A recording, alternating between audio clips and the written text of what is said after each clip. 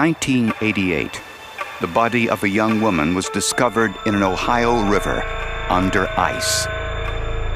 Most of the evidence found at the crime scene, hairs, fibers, and fingerprints, had been washed away. But the victim's 6-year-old son unwittingly told investigators all they needed to know about the killer. And he did it without saying a word. The clue was in his genes.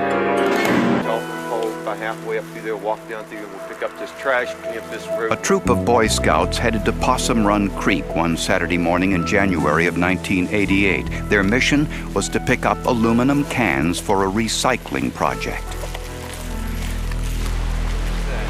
at that. Guys, come over here, look. What is that down there? In the icy creek in rural Ohio, they spotted what appeared to be a mannequin. They saw something just under the ice, submerged. It was the body of a young woman. Local police took every possible precaution to preserve trace evidence by wrapping the victim's body in a sheet before taking it to the morgue.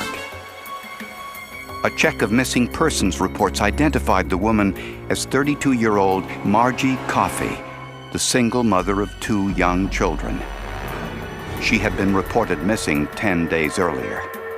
The police had found her vehicle down off of Park Avenue East by a bar, and she was a missing person by the time this body was located over by the Mohican Park. The autopsy revealed that Margie Coffey had been strangled with her own scarf. The coroner estimated she had been dumped in the creek 10 days earlier, the same day she disappeared. Margie Ramey was her maiden name. She was one of 6 children who grew up in the heartlands of Ohio on the outskirts of a town named Butler. And she was an outgoing girl, personal. Well, she was a robust girl, and she loved life. She worked on the farm, and then she would help her mother on the farm. They had a lot of cattle to take care of, and she helped in that. Margie grew up in a loving, religious home. But in her teenage years, as most kids do, she yearned for independence, began spending most of her time in Mansfield, a larger city about 15 miles northwest of Butler. She made friends with an unsavory crowd. She got into some activities that were subject to prosecution by the law, and they were mainly street crimes, that type of thing that probably were very low level, but that's how we got to be acquainted with her during our work on the street. Those street crimes allegedly included prostitution and illegal drug use.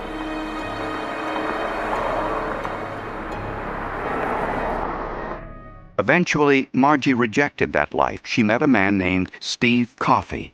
The two married and had a daughter, Angie. But the marriage soured, and Margie and Steve divorced.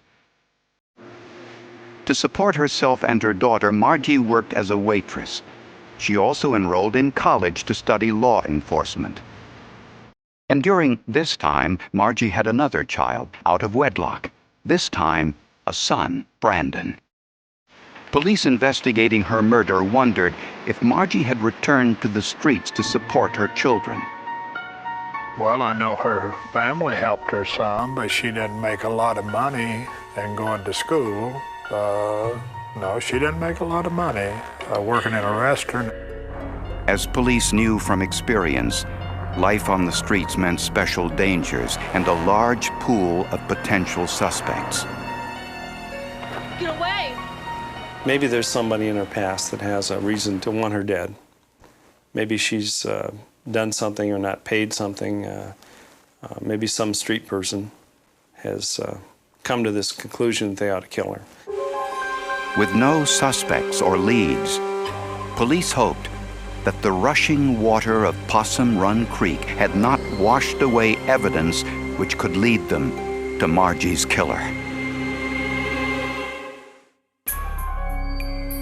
When 32-year-old Margie Coffey was found strangled in a frozen creek, police wondered if her past had finally caught up with her.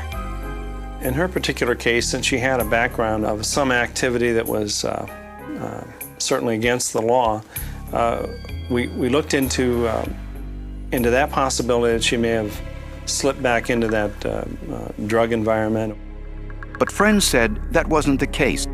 Margie had been focusing her attention on her family and her education. They were just adamant that they had not seen her, she hadn't been around, and to their knowledge, she had completely cleaned up all of her past activities.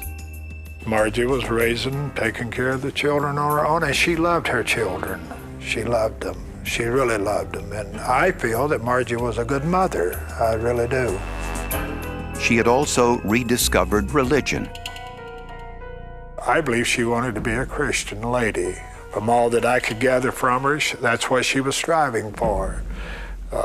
To be better, to live better, to act better, and forget all about anything in the past.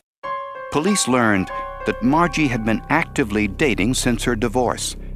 Among the men she was seeing were 2 Mansfield police officers, both of whom were married. One was Robert Lemon, a veteran of the force.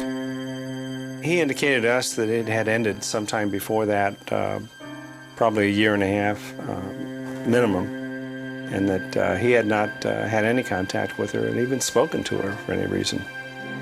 The other was Lieutenant Charles Oswald. He too said his relationship with Margie was over. Lieutenant Oswald was very much in love with his wife, oftentimes spoke about what they did on weekends and things like that. He was a type of police officer that other police officers, I would say, would try to emulate. Lieutenant Oswald furnished a police report indicating he had been on duty that night on a drug investigation. The trail of Margie's killer was growing cold. We had no fingerprints, we had no weapon, we had to explore the other possibilities, and those possibilities really were going to come from her. Margie Coffey was last seen alive at this diner,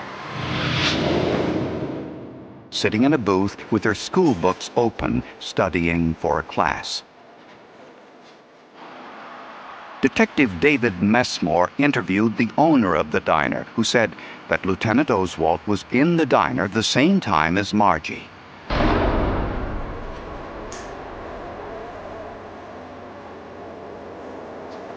The 2 weren't sitting together, but they did acknowledge one another.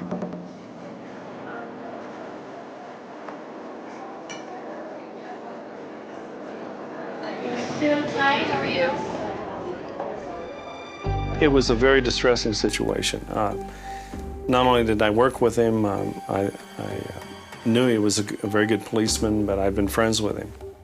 And it was very upsetting to me to think that he might have been involved in a crime like that. When confronted with this information, Lieutenant Oswald refused to comment. Margie's parents laid their daughter to rest, an excruciating task few parents are prepared for. Margie's parents, Mr. and Mrs. Ramey, suffered from that day on. There was times that they would just break down and cry when they would see a picture of Margie, or when Mrs. Ramey would talk to me. Little did police realize that Margie's own son would provide a tantalizing clue, one that would lead them to the killer.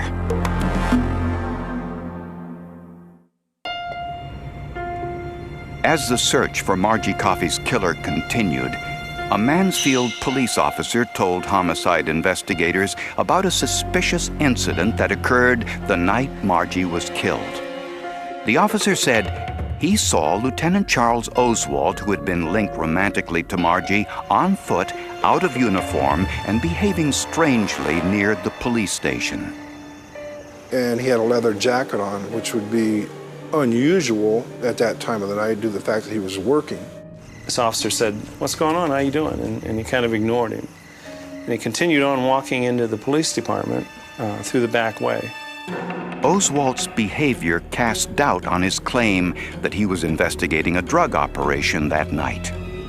For him to be nervous and excited in that period of time was kind of unusual. That kind of took the luster or the punch out of his alibi. In the forensics lab, Margie Coffey's clothing would soon tell a story of its own. We had the scarf, you had leg warmers, you had a heavy coat. Once the clothing is dried, basically it'll be hung on a hanger, just like your clothing would be at home. There'll be a piece of paper placed underneath in case anything naturally falls off. And then the article is simply held and scraped with a spatula all the way down to help lift these articles off and let them fall onto the paper to be collected.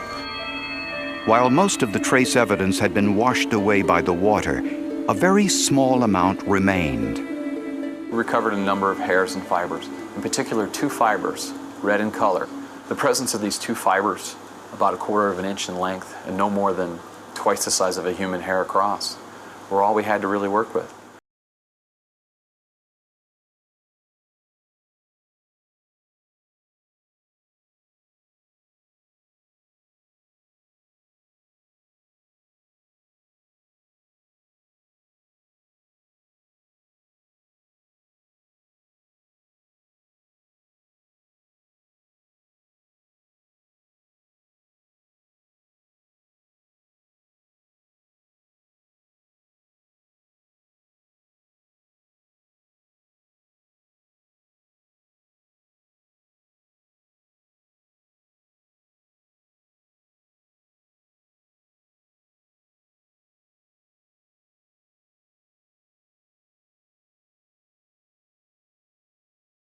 Tambasco thought he found what he was looking for in the home of Margie's parents. And at Margie's parents' house, we found a floor mat that actually had red carpet. The red carpet fibers in the floor mat looked very similar to those that we had recovered from the victim. But under a microscope, that carpet was not similar to the fibers on Margie's clothes. Since Lieutenant Oswald was seen in the diner with Margie on the night she disappeared, Tambasco wanted to examine the police cruiser Oswald had been driving that night. Most police vehicles are not carpeted because of heavy use and have rubber flooring instead.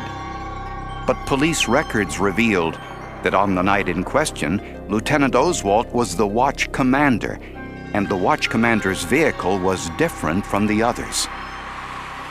The unique thing about that particular cruiser, cruiser number 306, was it was a supervisor's car. It wasn't your standard police car that you buy every year with the fleet. It was bought at a public auction. The Mansfield police had gone to an auction, had purchased a Chevy Caprice Classic, a full-size car for their commanders. And of course, the upper echelon of the police department have a little nicer vehicle than the guys in the street. The carpet in the watch commander's car was red. Tambasco took a small sample from the vehicle. At first, it looked similar to the carpet in Margie's parents' house. But under a microscope, the fibers told a different story and were similar in all respects to the fibers found on Margie's clothing. We looked at color. You can see the color's the same. We looked at diameter. You can see the diameter is consistent. We looked at the trilobal design, and the pattern does show that. Chemical tests revealed that both sets of fibers had been dyed with the same chemicals. But fiber evidence, unlike DNA or a fingerprint, is not definitive. The presence of the fibers, being consistent with the fibers in the vehicle, is not an identification to the exclusion of all others. It's not an absolute. There's no way anyone should come to court, or there's no way anyone can come to court and testify that that fiber came from that carpet. It's just not going to happen. But even more damning evidence against Officer Oswald would come from Margie's 6-year-old son, Brandon.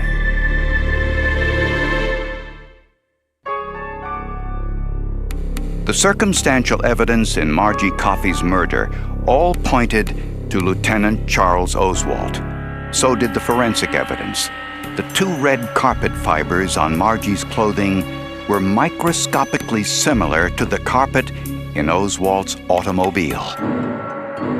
But the question haunting police was motive.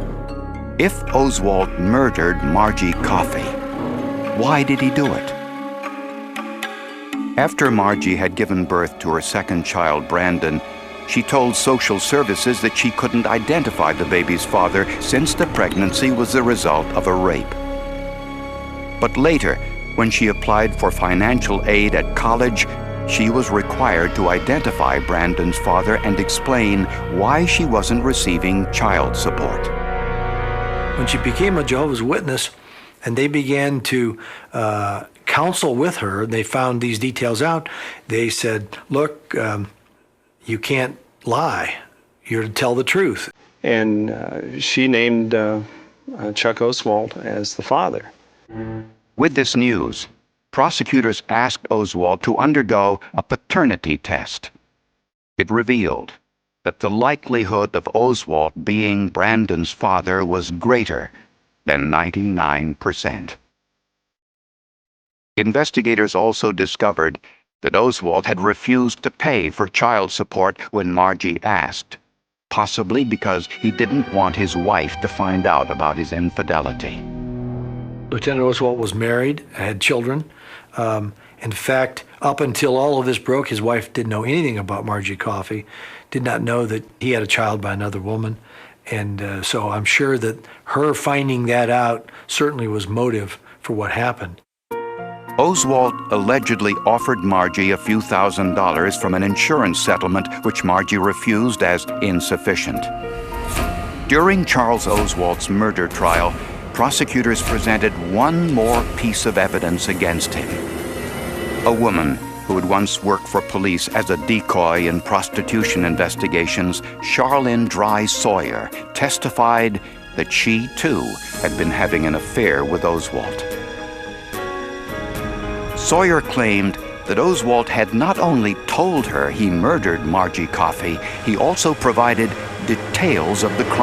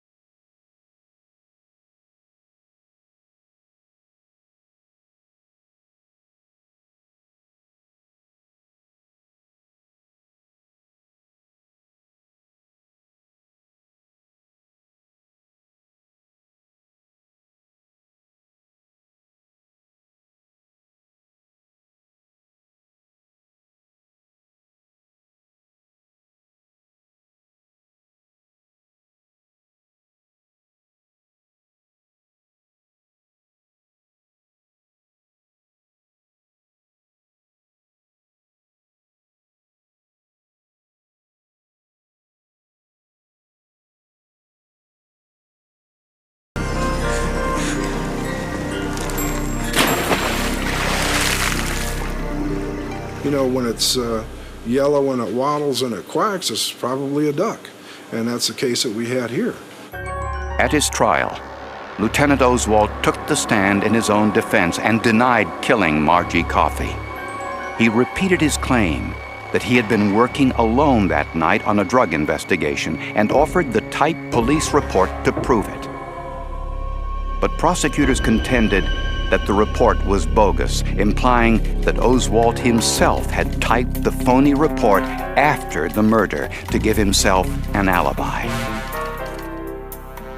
The jury found Lieutenant Charles Oswald guilty of voluntary manslaughter and abusing a corpse. He was sentenced to 10 to 25 years in prison. To this day, Oswald insists he did not kill Margie Coffey. He may deny it. and he may go to the grave denying it. I think he is guilty. Now, if I'm wrong, God forgive me. For residents of Mansfield, the ultimate betrayal is a policeman who commits murder. I mean, it's bad enough to murder someone, but then when you're supposed to be protecting people and then using the office of authority to kill someone, then that's the lowest murder that I can think of. He will never, ever, ever admit that crime. I don't care if they keep him in jail till he dies. He will go to his grave with that in his mind. He will never, ever. And I really believe that. Prosecutors say that it was solid police work and some luck that helped seal the case.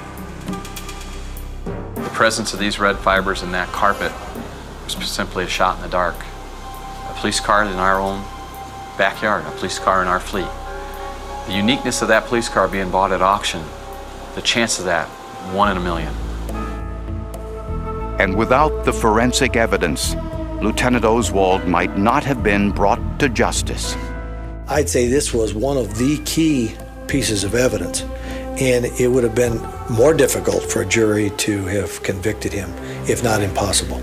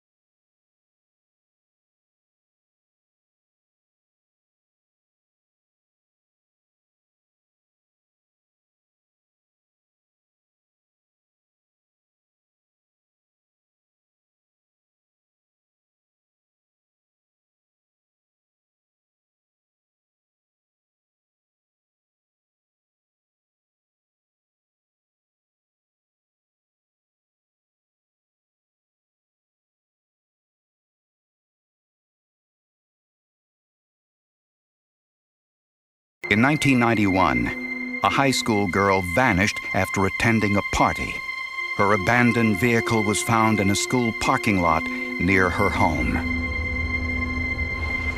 The prime suspect had not one, but 2 alibi witnesses for the night she disappeared. A solid alibi can often overcome much circumstantial evidence. But forensic evidence is another matter. On a Saturday night in November of 1991, 17-year-old Crystal Faye Todd was dropped off in a mall parking lot after attending a party. Since Crystal didn't have to be home for another hour, she said she was going to get something to eat before heading home. It was the last time Crystal was seen alive. When she wasn't home by 1 a.m., her mother contacted police. Horry County Police, may I help you? She also called Crystal's best friend, Ken Register, who said he hadn't seen Crystal all night. After I talked to Ken Register, I called one of my friends, and he got up out of bed and come in. We went all over Conway hunting her, see if we could find her car anywhere. They found her car the next morning in a nearby school parking lot. Her purse and coat were inside. I don't know why I had the feeling. It just something come over me that somebody had Crystal. 17-year-old Crystal Faye Todd was a senior in high school living in the small tobacco farming town of Conway, South Carolina. I was 39 when she was born. She was a miracle to me. And I just couldn't believe I had her. I was proud of her too. Crystal's dad died when she was very young. But she grew up as a happy child, active in her church, sung in the youth group choir, and dreamt of going to college. She was very lively, good personality, good humor, very outgoing. Just loved to be with her friends, hanging out and having a good time.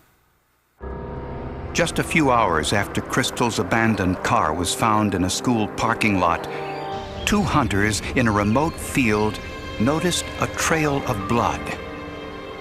It led to a nearby ditch. There lay a woman's body with multiple stab wounds and partially disrobed.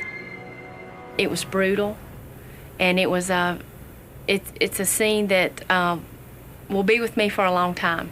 It was sexual in nature. I mean, it wasn't a murder just to murder someone. There was sexual gratification.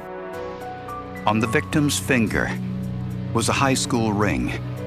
Engraved on the inside was the name Crystal Todd. I just wish it could have been me instead of her. I'd lived a long time. She hadn't lived no time.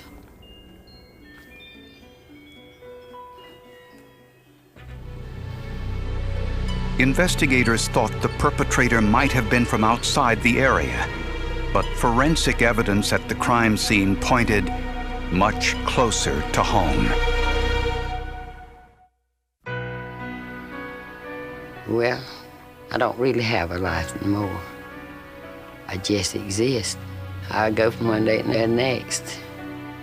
And I don't even want to get up out of bed and face another day. It's just horrible. It don't get any better. Residents of Conway, South Carolina, were appalled by Crystal Faye Todd's senseless murder. Medical examiner Dr. Jamie Downs performed the autopsy. She did have the defense injury to the left hand because we thought that odd at the time. Why would someone have defended themselves with their left hand? She was right-handed. Why not use her right hand or dominant hand? The answer was discovered soon enough. One of the stab wounds penetrated the left side of her skull, which would have immediately paralyzed her right side. What does a defense wound tell you? It tells you the victim was conscious. It tells you the victim was not bound. It tells you the victim was cognizant of danger. Some of the wounds didn't cause bleeding, an indication they were made after death. The victim is completely dead. The victim is no longer struggling, yet the offender still had enough anger that he incised or cut the body after death. In all, she was stabbed 31 times. The term that we use is overkill. That's more wounding that is necessary to take someone's life. When Dr. Downs measured the wounds, he concluded that the murder weapon was a 3.5-inch knife, the type with a blade that locks in place. It would have had to be a locking blade, or it couldn't have penetrated the skull. Forensic evidence confirmed she had been sexually assaulted, and that she was murdered on one side of the road and the body dumped on the other. Well, what it told me is that he was panicking, and he simply wanted to disassociate himself from the crime. It told me that he probably had never killed before, and he was inexperienced in this type of crime. In search for suspects, investigators first looked through Crystal's personal papers. On one of Crystal's school notebooks was the name Andy Tyndall written on the cover. Friends say Crystal met Tyndall through a mutual acquaintance.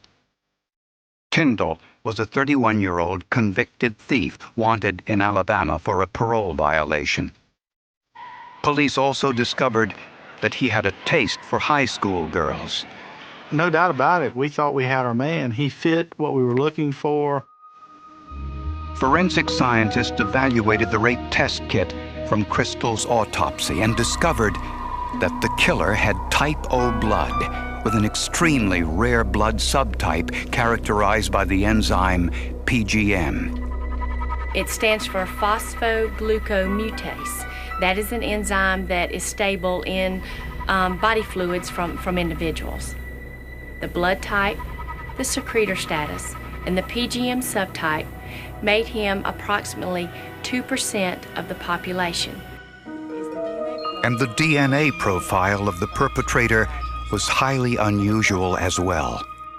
We found that the profile was in fact rare and occurred with a frequency of approximately 1 in 250 million Caucasians and 1 in 1.5 billion blacks.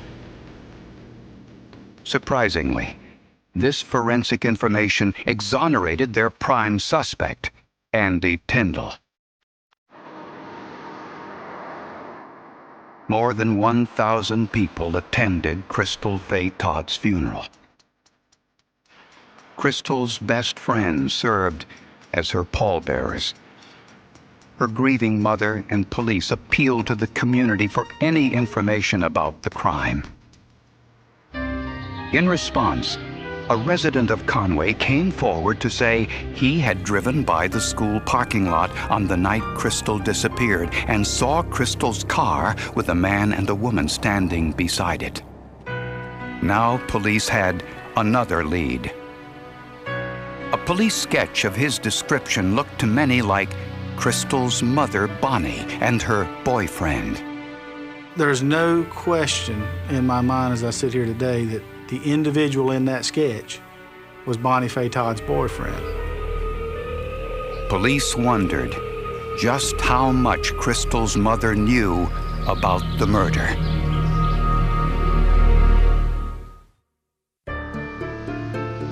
A witness told police that on the night Crystal disappeared, he had seen two people standing near Crystal's car in the parking lot. His description matched Crystal's mother and her mother's boyfriend. But when questioned further, the witness admitted he had been drinking that night and may have seen Crystal's mother on Sunday morning when she and her boyfriend found Crystal's car. I thought it was awful. Yet, much as I love my daughter, to even try to blame it on me. With Bonnie no longer a suspect, and their previous suspect, Andy Tyndall, exonerated by DNA testing, investigators had no other leads. So police commissioned a behavioral profile of the killer. Well, criminal behavior profiling is when you have an unsolved case and you study the crime and the behavior of the offender during the commission of the crime, and you arrive at characteristics. It's a subjective opinion. You arrive at characteristics and traits of the unidentified offender, such as age, race, marital status, arrest history, educational level, things of that nature.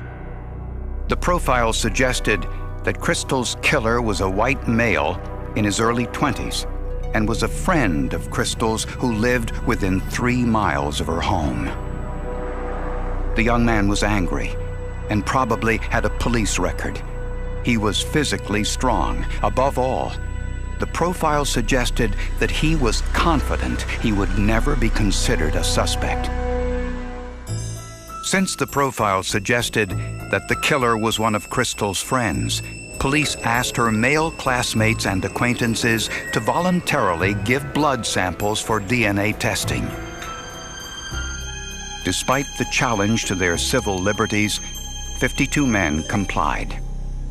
It wasn't, well, anything's voluntary, but they still had a pool of names that they were pulling from. And, and then when they pulled the name, then they would ask if you would go down and give the DNA test or give the specimen. And everybody volunteered. I haven't heard of anybody not doing it.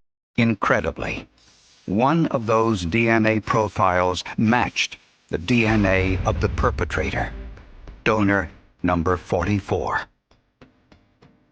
When investigators asked Crystal's mother to name the one person she would least expect to hurt her daughter, she identified the same man.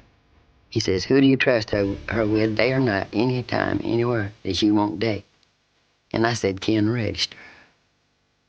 Ken Register and Crystal Todd had known each other since childhood. Their relationship wasn't romantic, they were simply very good friends.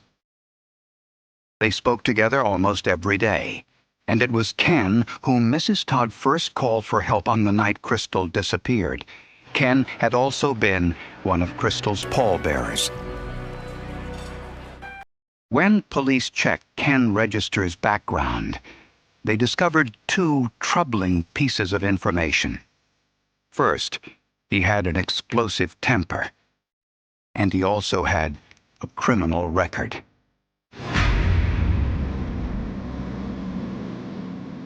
Two months earlier, two local college students accused Register of exposing himself when he stopped to ask for directions. I'm lost. I'm looking for the library. Can you help me out here?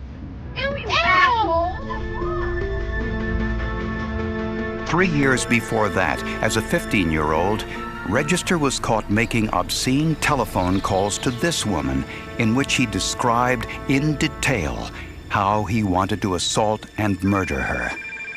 He said he would slit me wide open and many other graphic descriptions. The murder Register described in these calls was identical to the murder of Crystal Faye Todd. Exactly where were you the night that Crystal died? But Ken Register was flabbergasted when told his blood DNA matched Crystal's killer. He asked police rhetorically why he would have agreed to a blood test if he was the killer.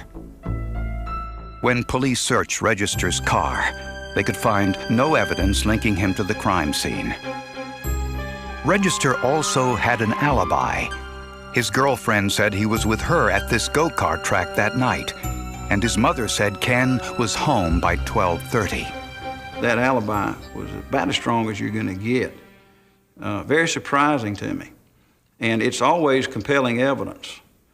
I know where I was at, when I was at there that night, right here at my house, and I know when he came home.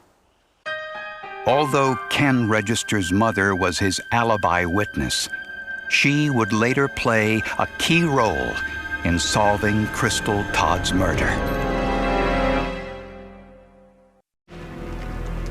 Crystal Todd's best friend, Ken Register, was now the prime suspect in her murder. His DNA matched the DNA found at the crime scene, but he insisted he was innocent and provided two alibi witnesses, his girlfriend and his mother. Ken had been a regular guest in Crystal's home, but Mrs. Todd said she knew nothing about his criminal past. But if I'd have known about the indecent exposure and the threatening phone calls, Ken Register wouldn't ever put his foot in my house. But I didn't find out about it till it was too late. And Mrs. Todd now reveals something her daughter told her, which may hint at the motive. In a week and a half before she was killed, she said, Mama Ken still wanting me to date him. I said, well, he must think a lot of you and him with a girlfriend. Yeah, she said that's all he wanted was sex. And I said, well, don't go with him then. Okay, Ken, let's go over this again.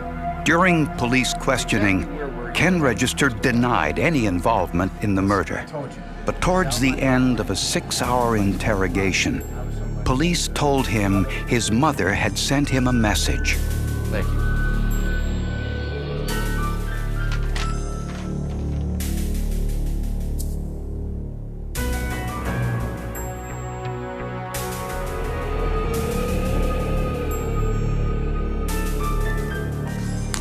Ken, it's a note from your mother. Mother says to tell us exactly what happened and to be truthful about it. And if you do, your mother says everything will be okay. And with that, Ken Register confessed. I did it. He said he saw Crystal around midnight at a traffic light near the school parking lot. Hey, Crystal. Hey, what's up? Hey. How are you? Hey, listen, you want to go hang out or do something for a little bit? Yeah, cool. All right. Wait, just let me go park. All right, I'll follow you. Okay. All right. Crystal got into his car. They drove to a deserted location where Register said the two had consensual sex. The forensic evidence suggests it wasn't consensual at all.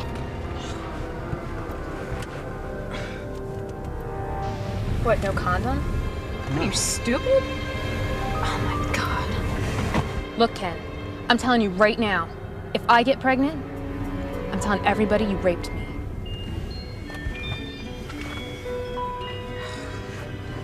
Don't blow it up. I'm serious. Asshole. When she got out of the car to get dressed, Register said he grabbed the hunting knife from the car and killed her.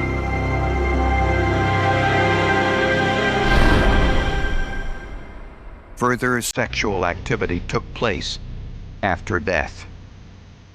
I don't think Crystal Faye Todd did anything that night to cause her death, other than the mere fact she got in the car with him. Prosecutors believe that Register cleaned his car sometime after the crime to remove possible evidence. The evidence had been systematically destroyed before we realized that he was a suspect. In Register's home, police found an empty box. A box for a knife with a locking blade. Forensic scientists determined that the missing knife would have been similar to the weapon used to inflict Crystal's stab wounds.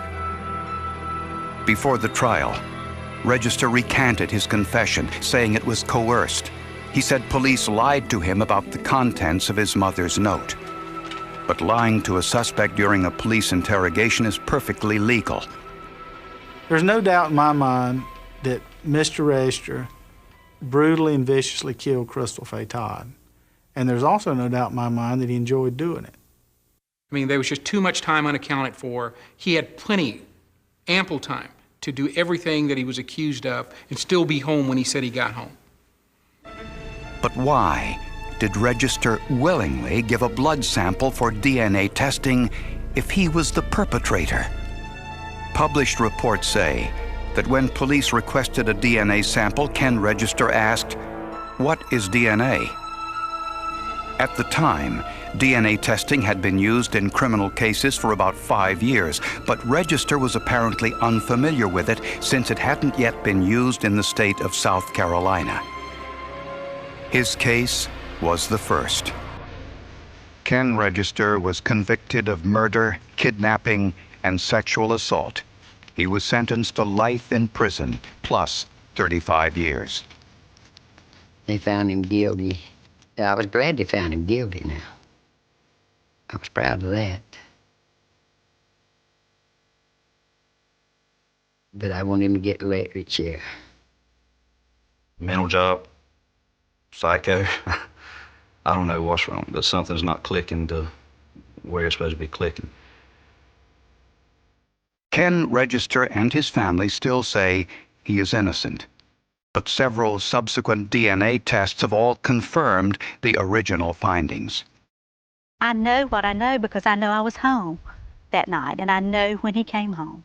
I can't explain the DNA. I wished I could. There's so many questions in this that you can't explain.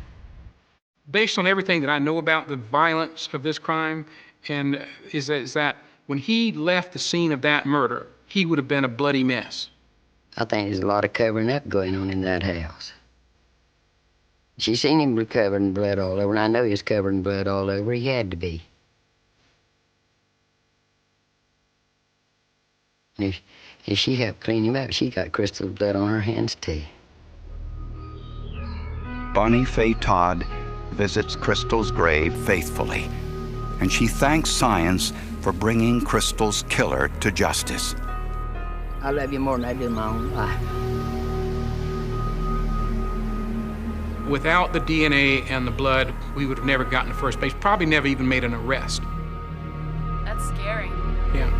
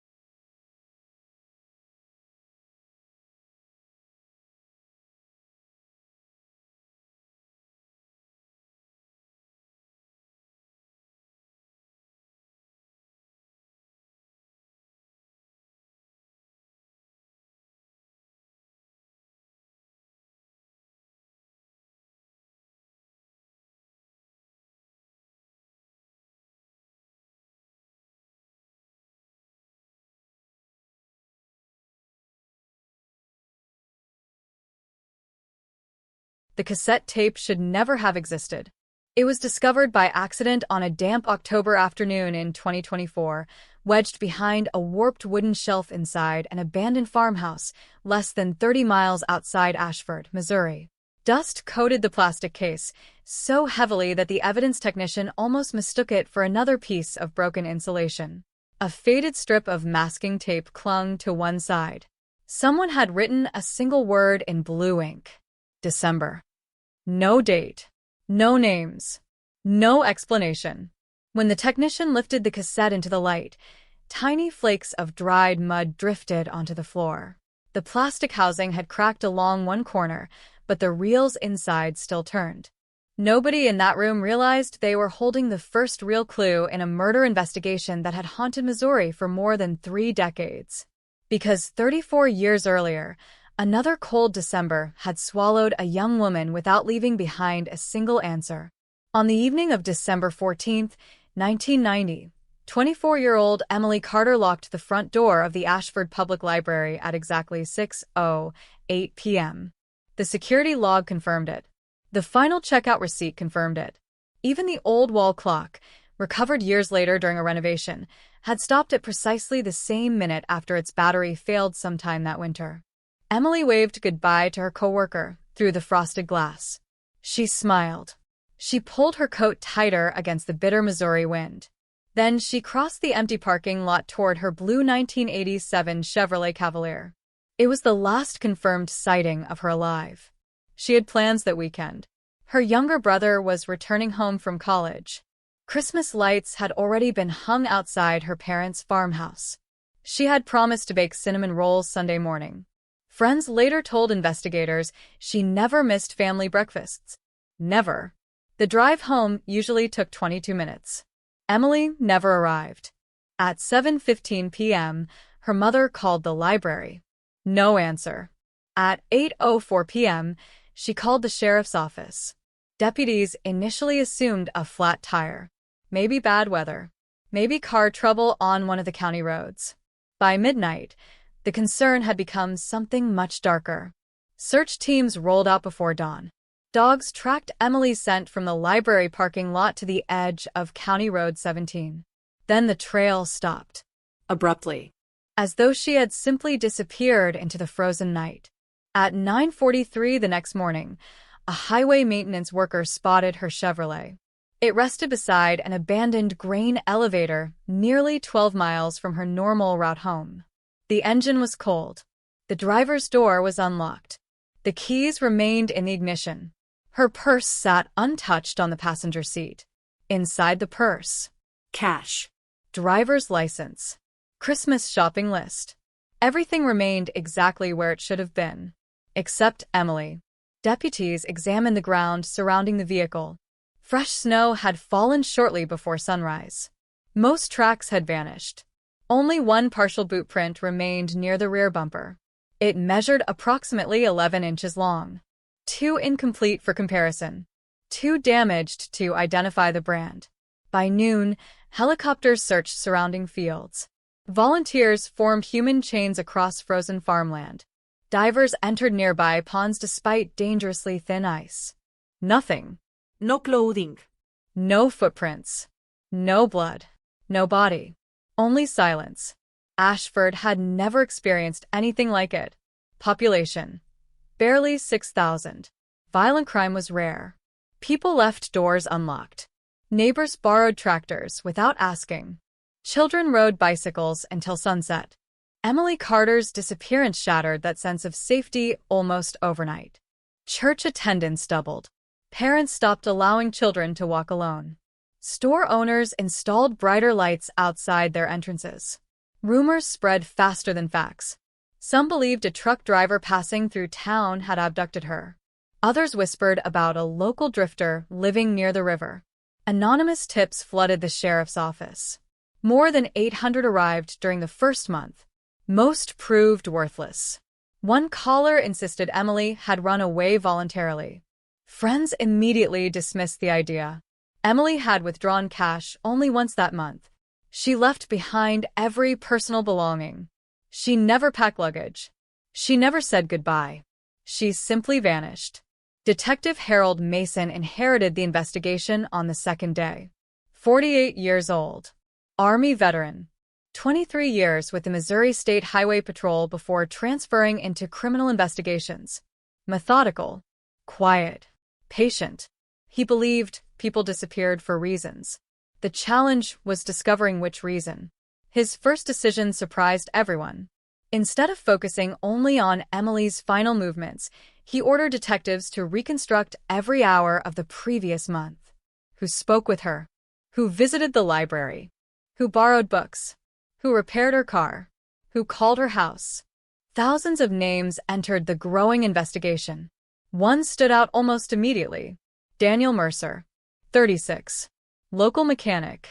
Known for volunteering during community events. Married. No criminal history. Several witnesses remembered seeing him inside the library almost every Tuesday evening. Always near closing time. Always alone. Always watching. When interviewed, Mercer remained calm. He explained he enjoyed reading automotive magazines unavailable elsewhere. Nothing unusual. Nothing illegal. Detectives noted the interviews. Moved on. Without evidence, suspicion meant nothing. Weeks passed. Christmas arrived beneath heavy snowfall. Emily's chair remained empty at the family dinner table. Her presents stayed wrapped beneath the tree. Nobody touched them. Not that year. Not the next. Her mother insisted they remain exactly where Emily would expect to find them. Hope can survive extraordinary lengths of time. Sometimes longer than evidence. Spring brought the first significant discovery. A fisherman found Emily's scarf tangled beneath fallen branches along Cedar Creek, nearly 17 miles from where her car had been abandoned. Laboratory testing revealed almost nothing. Rainwater. Mud. Animal hair. No fingerprints. No blood. No fibers linking it to another suspect. The creek had erased nearly every answer investigators desperately needed. The scarf entered evidence. Box 14. Shelf C. Where it remained untouched for decades. Years turned into decades. Witnesses died. Businesses closed. Roads were widened. The abandoned grain elevator collapsed during a thunderstorm. Detective Mason retired. Then passed away. Emily's parents grew older. Her father died still believing someone in Ashford knew exactly what happened that December night. Her mother continued, placing a candle in the front window every Christmas. Not for celebration. For direction. So, she can find her way home. Neighbors never questioned the tradition. Many quietly began doing the same. One candle became 10. 10 became hundreds. Every December, Ashford glowed against the Missouri winter. Not because of holiday decorations. Because an entire town refused to forget one missing woman. Then came October 2024. An abandoned farmhouse scheduled for demolition. A broken shelf. A forgotten cassette tape labeled simply December. No one yet knew what waited inside those cracked plastic reels. No one knew that one overlooked recording, hidden in darkness for 34 years, was about to reopen a cold case everyone believed had reached its permanent end. And somewhere beneath layers of dust, silence, and time, the truth was still waiting to be heard. Nobody played the cassette immediately. 34 years had taken their toll. The magnetic tape inside looked brittle. One careless turn of the reels could destroy whatever remained forever. Instead, the evidence was transferred directly to the Missouri State Crime Laboratory. Forensic audio specialist Laura Jennings stared at the cassette through a magnifying lamp. She had restored hundreds of damaged recordings. 911 calls. Old answering machines. Microcassette interviews. Police surveillance tapes. But this one felt different. The plastic shell carried faint water stains. One screw had rusted almost completely through. Someone had tried to preserve it. Someone had also tried very hard to hide it. Laura carefully removed the tape from its cracked housing. Every movement was measured. Every rotation documented. Frame by frame. Hour after hour. The restoration took 4 days. Only after the damaged tape had been transferred onto a modern digital system did anyone press play. The room fell silent. Static. More static. A loud click. Wind. For nearly 20 seconds, nothing else happened. Then came the unmistakable sound of a car engine idling. Someone opened a vehicle door. Footsteps crunched across gravel. A man's voice. Low. Calm. Impossible to identify. You're late. Several investigators instinctively leaned toward the speakers. A woman answered. I said I wasn't coming. The room froze. Laura immediately paused the recording. Nobody spoke. Detective Ryan Holloway, head of Missouri's Cold Case Task Force, looked toward the evidence log. Play it again. She did. This time, everyone listened more carefully. The woman's voice sounded young. Steady. Not frightened. Not yet. I said I wasn't coming. Ryan scribbled 3 words across his notebook. Known each other. This wasn't a random encounter. The conversation continued. Lumen sight. I only need 5 minutes. You've had enough chances. I can explain. No. Silence. Wind. Another passing vehicle somewhere in the distance. Then. A car door slammed. The recording ended. Exactly 1 minute and 43 seconds long. No screams. No struggle. No confession. Nothing directly connected to Emily Carter. Yet something about the woman's voice unsettled everyone in the room. Ryan replayed the recording 6 more times. Each pass revealed another tiny detail. A church bell. 2 distant train horns.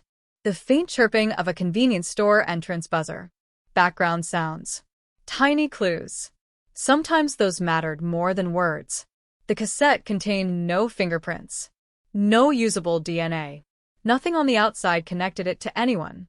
The real evidence lived inside the recording. Audio analysts isolated individual sound layers. Static disappeared. Wind softened. Hidden frequencies emerged. The second train horn. The engine idle. A dog barking twice. Even the ticking of an older vehicle's turn signal. Laura smiled. Cars have accents too. Ryan raised an eyebrow. What? The turn signal. She enlarged the waveform. Listen. Tick, tick, tick. Unlike modern electronic relays, older General Motors trucks produced a unique mechanical clicking pattern. It narrowed possibilities. Not enough for court, enough to build direction. Ryan reopened every document from the original investigation. 43 storage boxes, nearly 20,000 pages, handwritten notes from Detective Harold Mason, crime scene photographs fading toward yellow, witness interviews recorded on aging cassette tapes of their own. One statement immediately caught his attention. December 18, 1990. Interview number 67. Margaret Ellis, owner of Ellis Grocery. She reported hearing a woman arguing with someone inside a pickup truck around 6:30 the evening Emily disappeared. Investigators had dismissed the statement. She couldn't identify either voice. She couldn't identify the truck. No evidence supported it. Ryan read the paragraph again. Then a third time. A pickup truck. The cassette contained an older mechanical turn signal. Coincidence? Maybe. He circled the page. Ashford looked different now. New businesses. New sidewalks. The grain elevator was gone. The library had been renovated twice. But memory remained stubborn. Older residents still remembered exactly where they stood the day Emily vanished. Ryan began interviewing surviving witnesses again. Many apologized before speaking. I'm sorry. I don't remember much anymore. Time had blurred faces, dates, weather. Yet emotions remained astonishingly sharp. One retired mail carrier remembered Emily waving every Thursday afternoon. A former waitress remembered serving her hot chocolate after work. Another resident remembered seeing unfamiliar headlights parked near County Road 17 several evenings that December. None of it solved anything. Together, it rebuilt a world long forgotten. Daniel Mercer still lived outside Ashford, now 70 years old, gray-haired, walking with a cane after hip surgery. He seemed unsurprised when detectives arrived.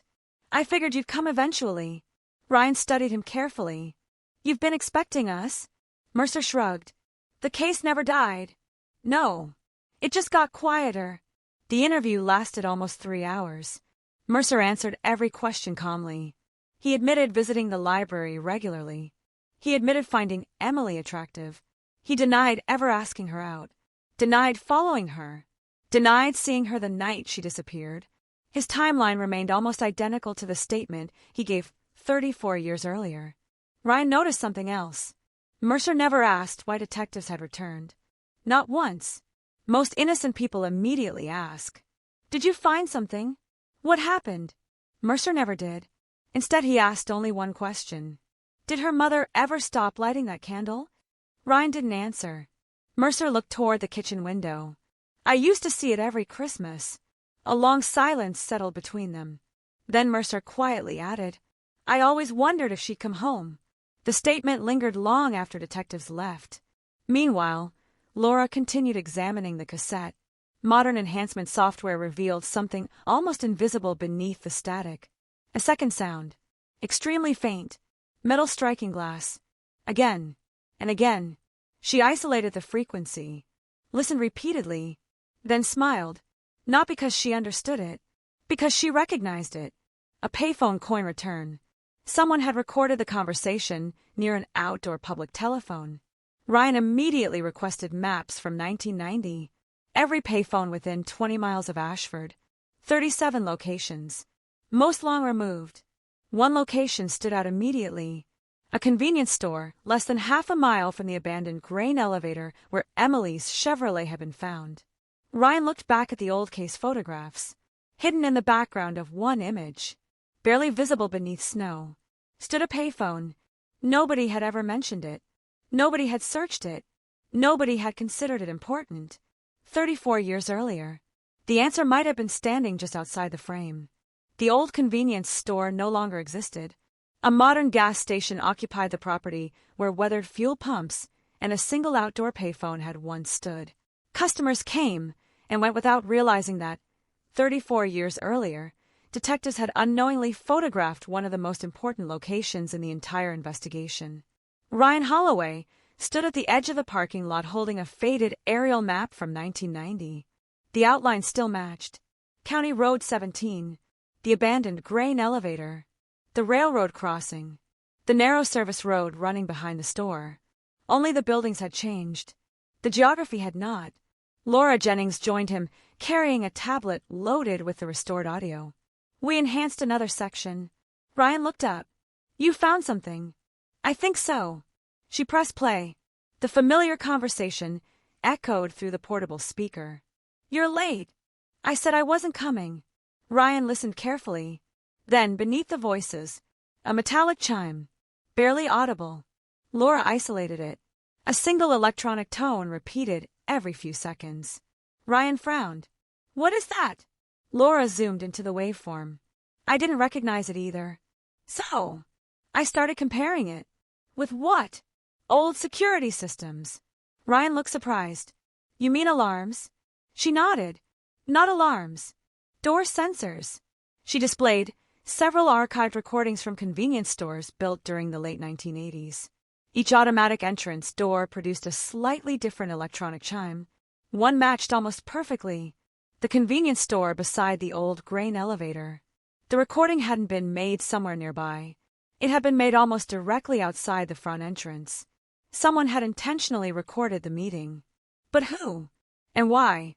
Investigators searched county property records.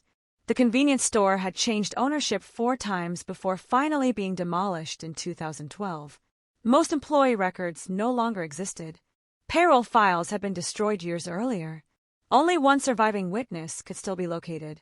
Frank Delaney, former night manager, 76 years old, living in Springfield. Ryan drove there the next morning. Frank answered the door, carrying an oxygen tank. His memory seemed surprisingly clear. "The girl who disappeared?" He nodded before Ryan even asked. "I remember." "Why?" Frank stared through the living room window. "Because she wasn't the only strange thing that happened." Ryan leaned forward. "What do you mean?" Frank spoke slowly. "About an hour before the police found her car, that a man came into the store. What did he want?" "He bought duct tape." Ryan remained expressionless. "Anything else?" Frank closed his eyes. "Battery. Cigarettes. Coffee. Ryan waited. There was something odd. What? He wasn't alone. Frank pointed toward the parking lot outside his house. There was another vehicle. A blue car. Ryan's pulse quickened. Emily's Chevrolet? I didn't know that then. What happened? Frank looked genuinely disturbed. The woman inside looked upset. Could you see her? Not clearly. But I remember thinking.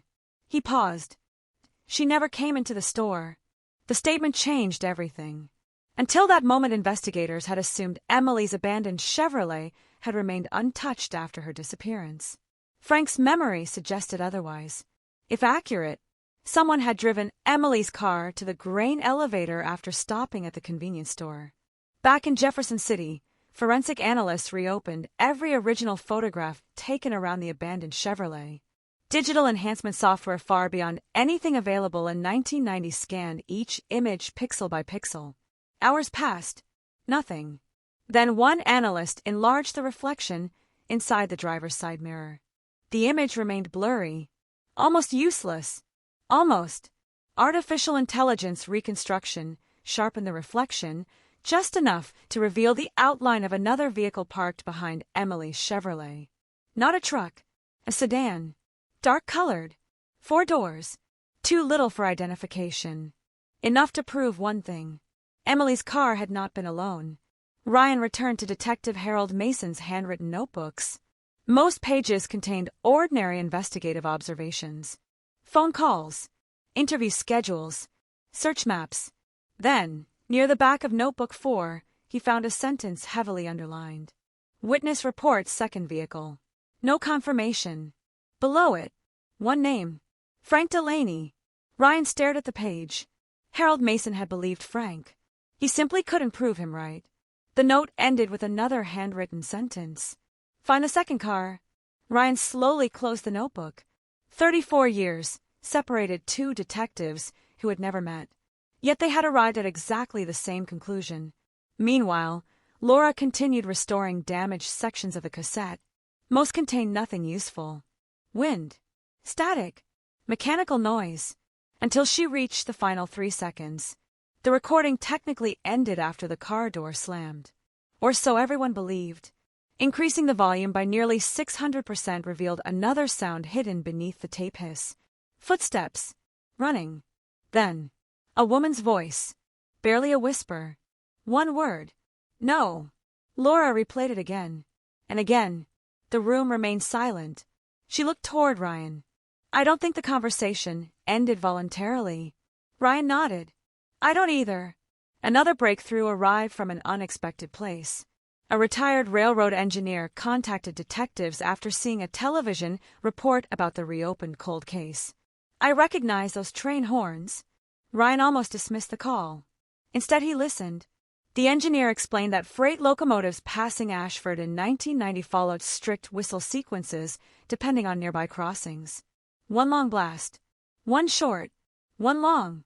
Each crossing produced a unique timing pattern. Using archived railroad schedules, he narrowed the recording to within 6 minutes. 6:41 p.m. December 14th, 1990.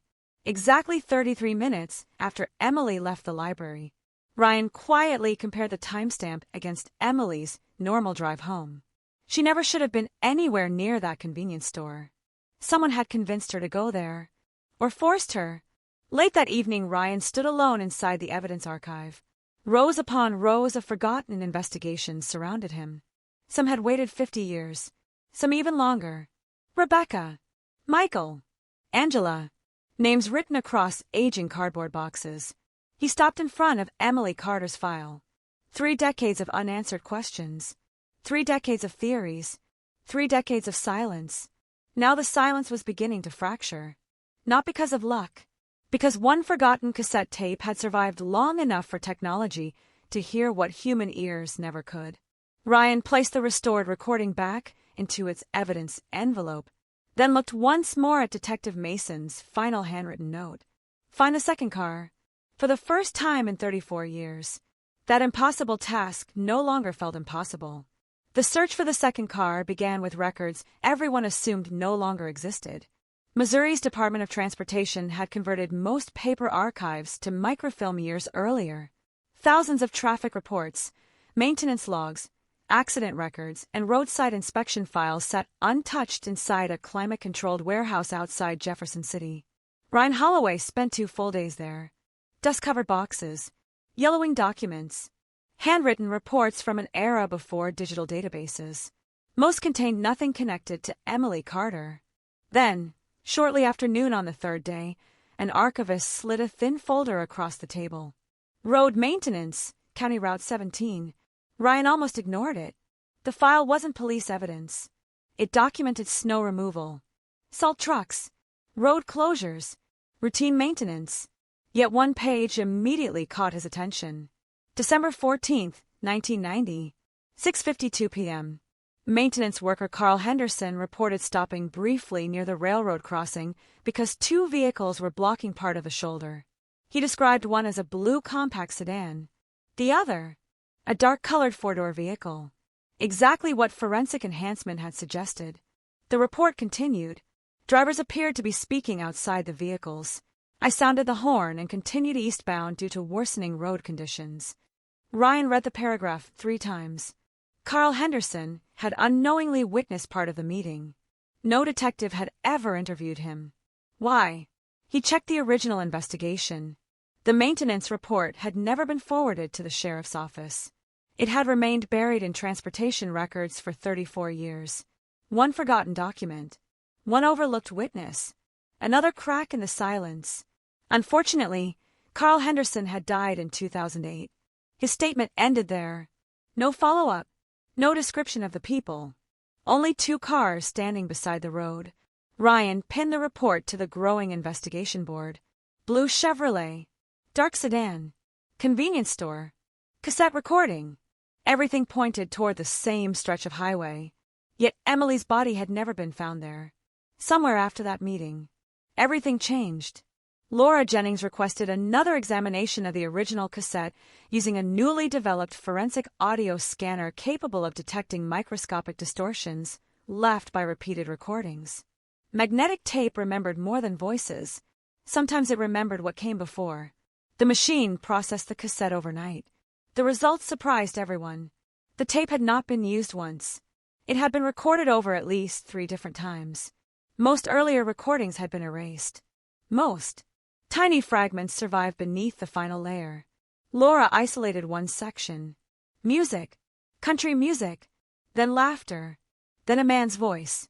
Dan, hand me the flashlight. She stopped the playback. Ryan looked toward her. Did he say Dan? I think so. They replayed it repeatedly. The name remained faint. Not enough for court. Enough to investigate. Ryan immediately returned to one familiar file. Daniel Mercer. Mercer agreed to another interview. He appeared thinner than before. More tired, but just as calm. Ryan placed the restored audio on the table. I'd like you to listen. Mercer adjusted the headphones. His expression remained unchanged throughout the recording. When it ended, he removed them slowly. I've never heard it. Ryan slid a transcript toward him. Recognize the voices? No. The man's voice sounds familiar. Mercer shook his head. No. Ryan watched carefully. Years of interrogation had taught him one important lesson. People often revealed more after silence than after questions. 30 seconds passed.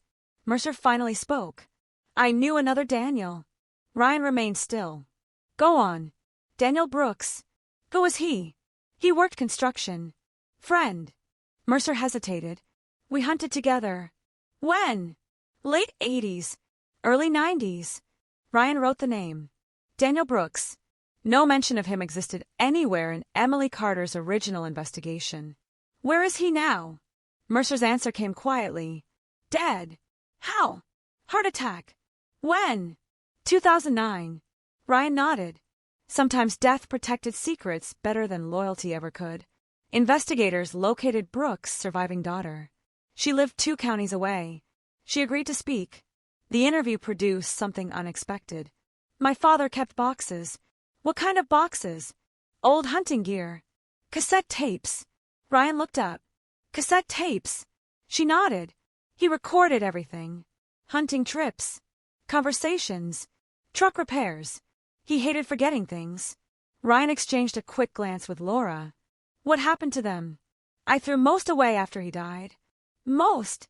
She frowned. I think one box disappeared before we cleaned the garage. Who took it? I don't know. When did you notice? Years later. Ryan left with more questions than answers. Someone had removed one box of cassette tapes after Daniel Brooks died. Only one. Not the hunting equipment. Not the tools. Only recordings. Coincidence? Perhaps.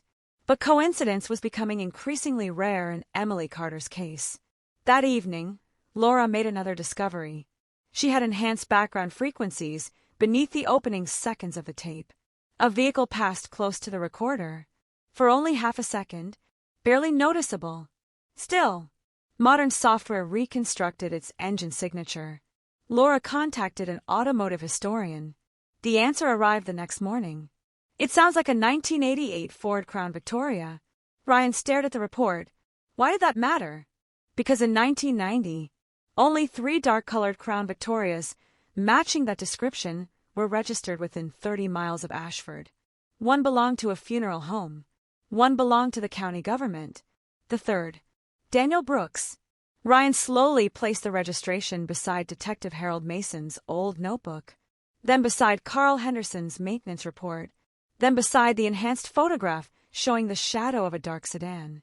3 separate pieces of evidence, 3 different decades, all quietly pointing toward the same forgotten name. Daniel Brooks. For the first time since Emily Carter disappeared into the Missouri winter, investigators finally had something more powerful than suspicion. They had a direction. By sunrise, Daniel Brooks had become the center of an investigation that should have happened more than 3 decades earlier. Ryan Holloway spread every document across the conference table. Vehicle registrations, employment records, property maps, telephone bills, hunting licenses, tax filings, thousands of pages documenting a man who had died 15 years before anyone realized he might have been connected to Emily Carter's disappearance. The timeline immediately revealed something unusual.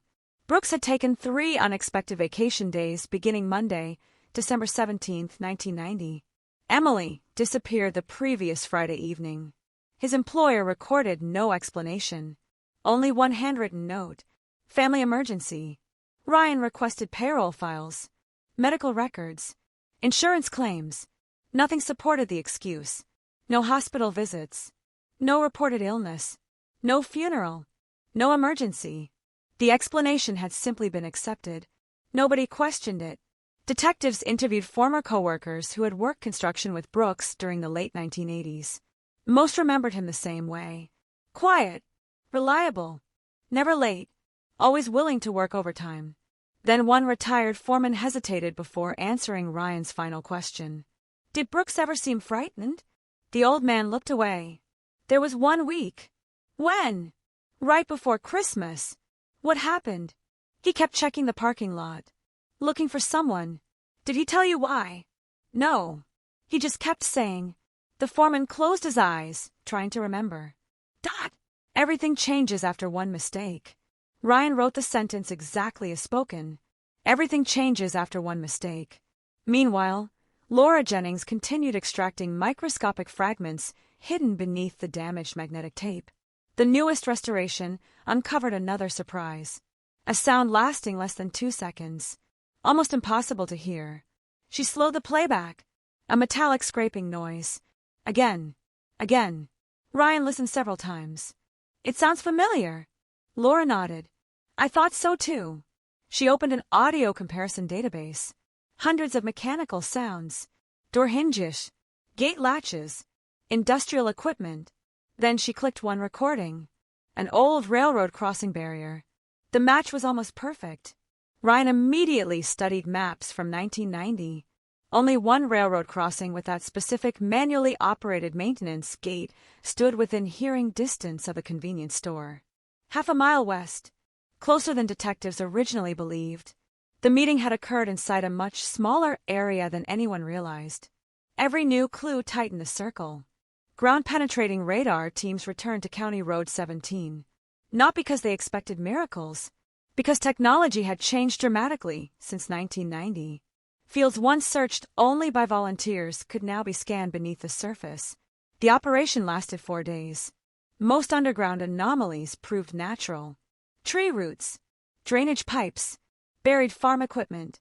Then, on the 5th morning, technicians identified an unusual rectangular disturbance near the remains of an abandoned equipment shed, roughly 6 feet long. Recently? No. Old. Very old. Ryan stood beside the excavation team as careful digging began. No one spoke. Shovels gave way to brushes. Brushes gave way to glove hands. Hours passed. Finally, one investigator uncovered fabric. Weathered. Dark blue. The entire site fell silent. Forensic archaeologists took over immediately. Every inch documented. Every layer photographed. As more soil was removed, additional objects appeared. A rusted zipper. Fragments of leather. Buttons. Then, human bone. Ryan slowly removed his hat. Nobody needed confirmation. Everyone already understood. After 34 years, Emily Carter had finally been found. News spread across Missouri within hours. Television helicopters circled overhead. Reporters gathered outside the sheriff's office. For Emily's surviving family, the discovery ended decades of unbearable uncertainty. It did not end the grief, but uncertainty and grief are different burdens.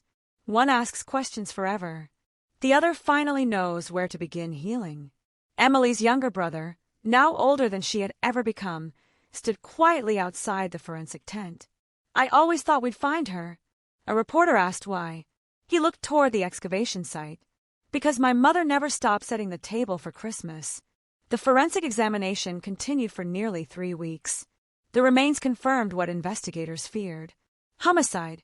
No accidental death. No voluntary disappearance. Emily had been killed shortly after leaving the library. Several personal belongings remained with her. A silver bracelet. A wristwatch stopped permanently at 7:03. Most importantly, fragments of adhesive tape, preserved by the surrounding soil.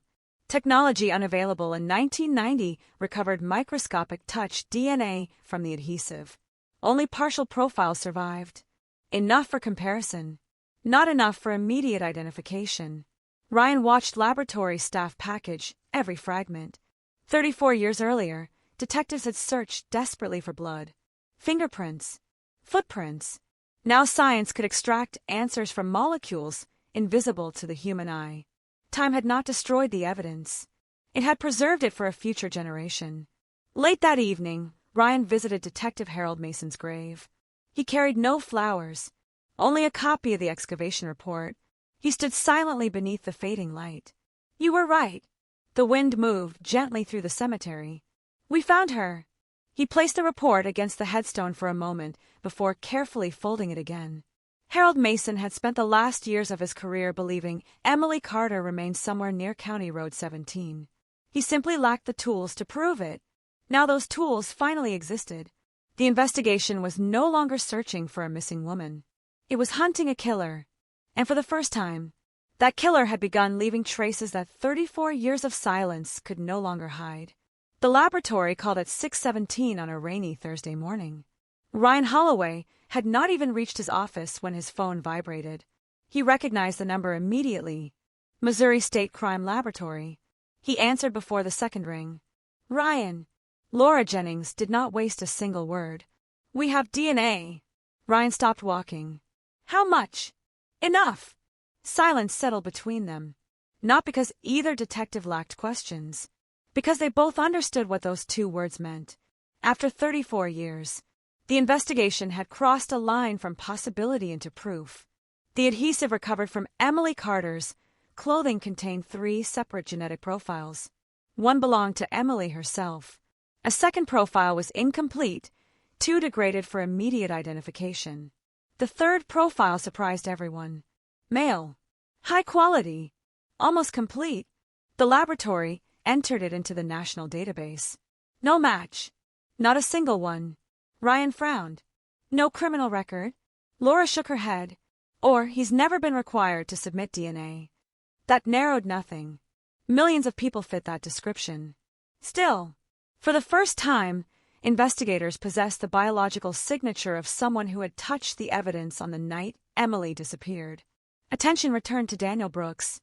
Although Brooks had died years earlier, DNA could still be obtained from surviving relatives. His daughter agreed voluntarily. A cheek swab was collected that afternoon. The laboratory compared inherited genetic markers. Ryan waited outside the laboratory through most of the night. At 2:11 a.m., Laura stepped into the hallway. Her expression revealed nothing. Ryan stood. Well, she handed him the report. Daniel Brooks cannot be excluded as the biological father of the unknown contributor. Ryan read the sentence twice. Not a direct match. Brooks himself was gone. But the DNA strongly suggested the unknown profile belonged to someone biologically connected to him. A son. A brother. Possibly Brooks himself. The investigation suddenly expanded. Daniel Brooks had one younger brother. Michael Brooks, 62 years old, living in Kansas, retired truck driver. No felony convictions. No history of violent crime. Ryan reviewed the file carefully. Michael had lived only 8 miles from Ashford in December 1990. He had also owned a dark 1988 Ford Crown Victoria, the same model suggested by forensic audio analysis. Ryan slowly leaned back. One coincidence, then another, then another. Eventually coincidence becomes evidence. Detectives traveled to Kansas 2 days later. Michael Brooks welcomed them politely. He seemed more confused than nervous. I haven't thought about Emily Carter in 30 years. Ryan studied his face. Tell me about your brother. Michael smiled faintly. Dan. He kept to himself. When was the last time you saw him? Christmas of 90. Ryan looked up. Christmas? Yeah. He wasn't acting normal. In what way? Michael hesitated. He wanted to burn something. What? I don't know. He had a metal trash barrel behind the garage. Said he needed to clean out old junk. Ryan felt his pulse quicken. Did you help him? No. But I remember. He paused. That he threw a box into the fire. What kind of box? Cassette tapes. Ryan and his partner exchanged a silent glance. Daniel Brooks had tried to destroy recordings. At least some of them. But one tape, one single cassette, had somehow survived. The interview continued for nearly 4 hours. Michael answered every question. His timeline appeared consistent. Until Ryan asked one final question. Did your brother ever mention Daniel Mercer? Michael looked surprised. Sure. They hunted together. Close friends. For years. When was the last time they spoke? Michael thought carefully. I don't know. But after Emily disappeared, that they stopped seeing each other. Ryan looked up immediately. Completely. Michael nodded. As far as I know, friendships rarely end overnight without reason. Especially friendships lasting years. Something had happened after December 1990. Something powerful enough to separate 2 men who had spent countless weekends together. Back in Missouri, forensic analysts searched Daniel Brooks' former property using modern ground-penetrating radar. The house had been sold, renovated. The garage remained untouched. Beneath the old concrete floor, radar detected a narrow metallic object. Construction crews carefully removed a section of a slab. Investigators recovered a heavily rusted steel toolbox. Its lock had corroded away decades earlier. Inside, fishing hooks, old photographs, vehicle repair receipts, and one small notebook wrapped in plastic. Ryan opened it carefully. Most pages contained ordinary expenses. Gasoline, building materials, ammunition. Then, near the middle, a single entry. December 14th, 6:15. Library. No explanation. No names. Only one word. Library.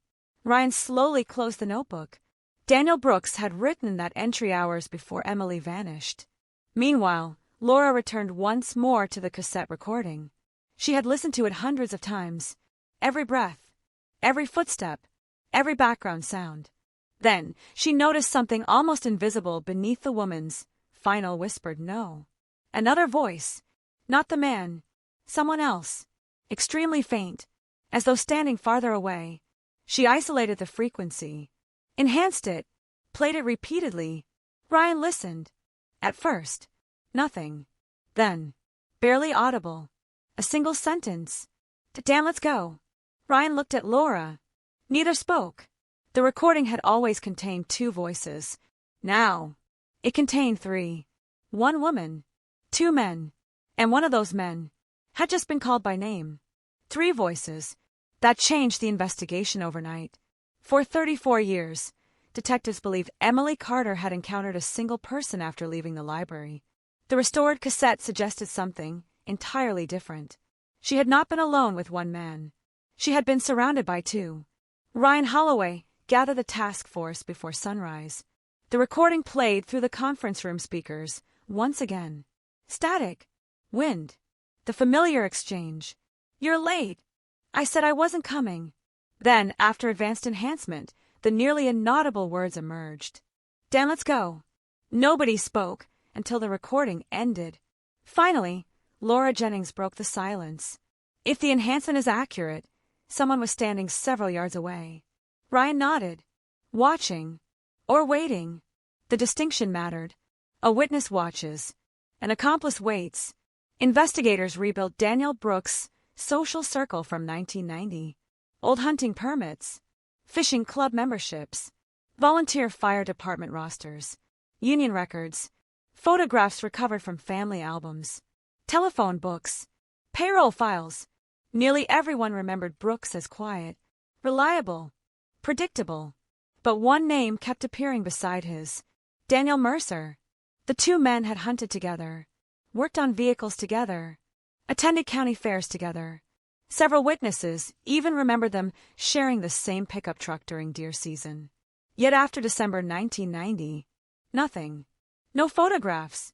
No hunting licenses filed together. No shared trips. No mention of either man speaking again. A friendship that had lasted nearly a decade had ended almost instantly.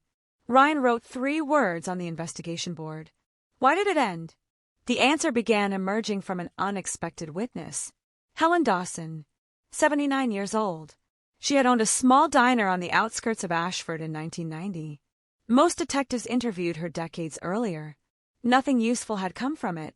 Ryan decided to try again. Time changes memories. Sometimes people remember details they once considered meaningless. Helen studied an old photograph of Daniel Brooks. I remember him. She pointed toward another photograph. And him. Daniel Mercer. Ryan leaned forward. What do you remember? They argued. When? Right before Christmas.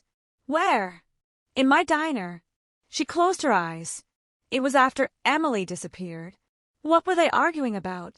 I couldn't hear everything, but I remember one sentence. The room became still. Mercer kept saying. She paused. Dot, you said nobody would get hurt. Ryan felt the air leave his lungs. Those 6 words transformed the entire case. Nobody would get hurt. Not an accident. Not a misunderstanding. A plan. One that had gone terribly wrong. Detectives searched every remaining record connected to Mercer and Brooks. Bank statements. Property sales. Insurance policies. One financial record stood out.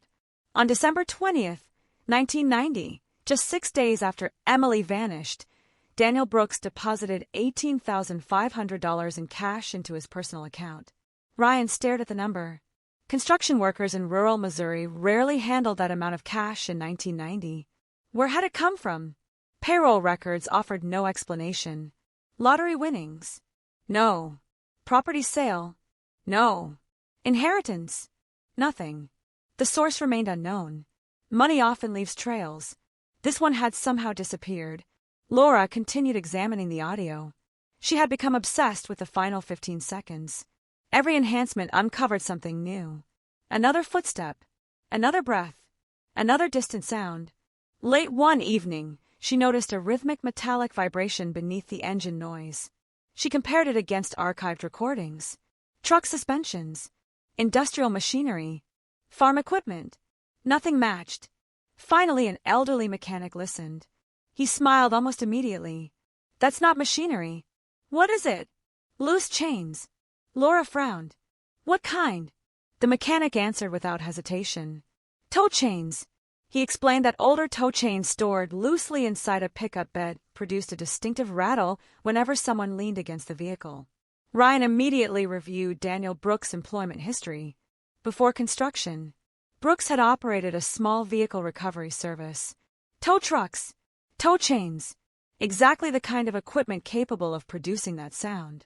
Another tiny piece slid into place. Meanwhile, forensic anthropologists completed a detailed examination of Emily's remains. The findings contradicted several assumptions made in 1990. She had not died where she was buried. Microscopic plant material recovered from her clothing originated from wetlands several miles east of the burial site. Someone had transported her, at least once, possibly twice. That explained why search teams never found evidence near County Road 17. The original crime scene had always been somewhere else. Investigators simply never knew where to look. Ryan spread topographical maps across his desk. Wetlands, old logging roads, abandoned hunting cabins. One location immediately caught his attention. An isolated gravel pit once leased by Daniel Brooks' recovery business. Closed in 1992. Reclaimed by forest. Never searched. Not once. The next morning, dozens of investigators entered the overgrown property. Nature had swallowed almost everything. Trees now stood where heavy equipment once operated. The gravel access road had nearly vanished beneath brush. Ground-penetrating radar scanned the clearing. Cadaver dogs searched the perimeter. For several hours, nothing. Then one dog stopped beside a collapsed wooden shed.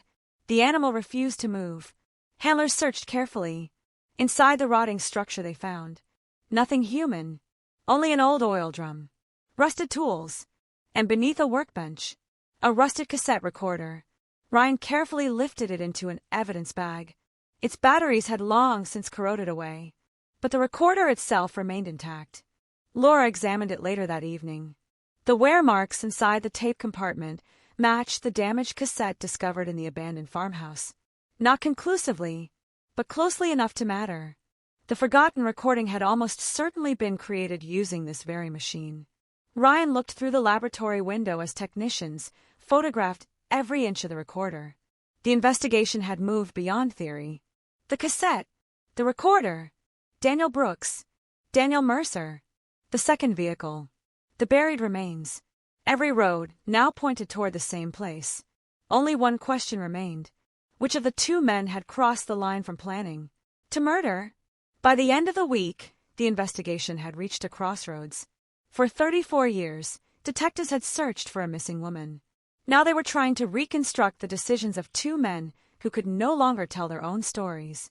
Daniel Brooks had been dead for 15 years.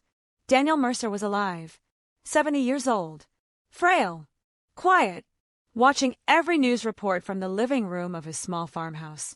Ryan Holloway knew the next interview would be different. This time, they were not asking Mercer what he remembered. They were asking him what he had hidden. The interview began at exactly 9:02 a.m. Mercer declined a lawyer. He folded his hands on the interrogation table and waited. Ryan placed several photographs in front of him. Emily Carter, the abandoned Chevrolet, the restored cassette, the recovered tape recorder. Finally, a photograph of Daniel Brooks. Mercer's eyes lingered on the last picture for nearly 5 seconds, longer than any of the others. Ryan noticed. "So," he said quietly, "when was the last time you saw Daniel Brooks?" Mercer answered without hesitation. "Christmas." "Which Christmas?" 1990. "After Emily disappeared?" "Yes." "What did you talk about?" Mercer looked down at the table. "Nothing important." Ryan slid another document across the surface. The diner owner's statement. "You said nobody would get hurt." Mercer read the sentence slowly. His breathing changed. Only slightly. But Laura, watching through the observation window, noticed immediately. "He recognizes it," she whispered. Ryan continued. "Were you talking about Emily Carter?" Mercer didn't answer. The silence stretched for nearly a minute. Then he quietly asked, "How much did you find?" Ryan didn't respond. Instead, he placed the restored transcript of the cassette beside the witness statement. Mercer stared at both pages. His shoulders sank. For the first time since detectives reopened the investigation, He looked tired, not frightened, exhausted. I wasn't supposed to be there. The words came so softly Ryan almost missed them. What do you mean? Mercer closed his eyes. That meeting wasn't mine. Ryan remained still. Whose meeting was it? Mercer swallowed. Dan's. The room fell silent. Ryan knew better than to interrupt. People carrying secrets for decades often speak only once. Mercer continued. Emily trusted him. Ryan's heartbeat quickened. How? He fixed her car. The original case file confirmed it. 3 weeks before she disappeared, Emily had taken her Chevrolet to Brooks' garage for brake repairs. A detail investigators considered routine. Now it became critical. He knew she'd listen if he asked to meet. Ryan leaned forward. Why did he want to meet her? Mercer looked toward the ceiling. I don't know. That's not true. I swear that I didn't know everything. What did you know? Mercer's voice began trembling. He told me he needed help convincing her. Convincing her of what? I never asked. Ryan stared at him. You never asked? Mercer shook his head slowly. I should have. The interview lasted another 3 hours. Mercer admitted driving separately to the meeting location. He admitted seeing Emily that evening. He admitted hearing the argument captured on the cassette, but he denied participating in any violence. She tried to leave. What happened then? I heard shouting. And Mercer's breathing became uneven. I heard something hit the ground. What? I don't know. You walked over.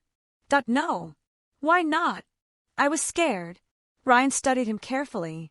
You expect us to believe you simply left? Mercer's eyes filled with tears.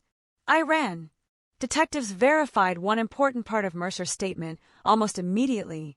Old weather records confirmed light freezing rain had begun around 6:45 p.m., exactly when Mercer claimed he fled. The precipitation explained why investigators in 1990 recovered so few usable footprints. Nature had erased them within minutes. One statement matched reality. That did not make the rest true. Laura Jennings returned to the cassette one more time.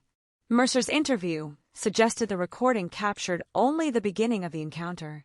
If so, why did it stop? She examined the tape physically under a forensic microscope. There, near the end of the magnetic strip, a tiny crease, not damage caused by age, damage caused by sudden tension. The recorder had not been switched off. It had been dropped, possibly knocked onto the ground during the confrontation. That explained the abrupt ending. It also explained why the final whispered, "No," sounded farther away. The recorder had fallen while events continued beyond the microphone's range. Another breakthrough arrived through digital mapping. Investigators recreated every possible route from the library to the meeting site using 1990 traffic conditions. One route passed directly by a payphone, another by the railroad crossing, another by an abandoned gravel pit. All 3 locations connected perfectly. Ryan traced the line across the map with his finger. Emily hadn't been wandering. She had been following someone she believed she could trust. That realization changed the emotional weight of the case. There was no evidence of a random predator, no sign of an opportunistic attack. Everything pointed toward deception. Someone she recognized, someone who convinced her to stop, someone who expected a conversation. Instead, the night spiraled into violence. As detectives prepared another search of the abandoned gravel pit, Ryan stood alone outside the evidence warehouse. Snow had begun falling. Large, silent flakes drifted beneath the parking lot lights. For a moment, the scene looked almost identical to the photographs taken in December 1990.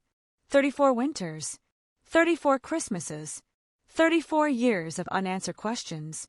Now the silence surrounding Emily Carter's disappearance was breaking apart piece by piece.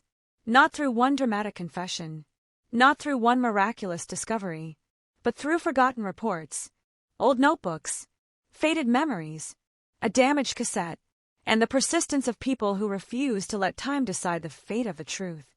Ryan looked toward the dark Missouri sky, somewhere within the missing pieces of that winter night.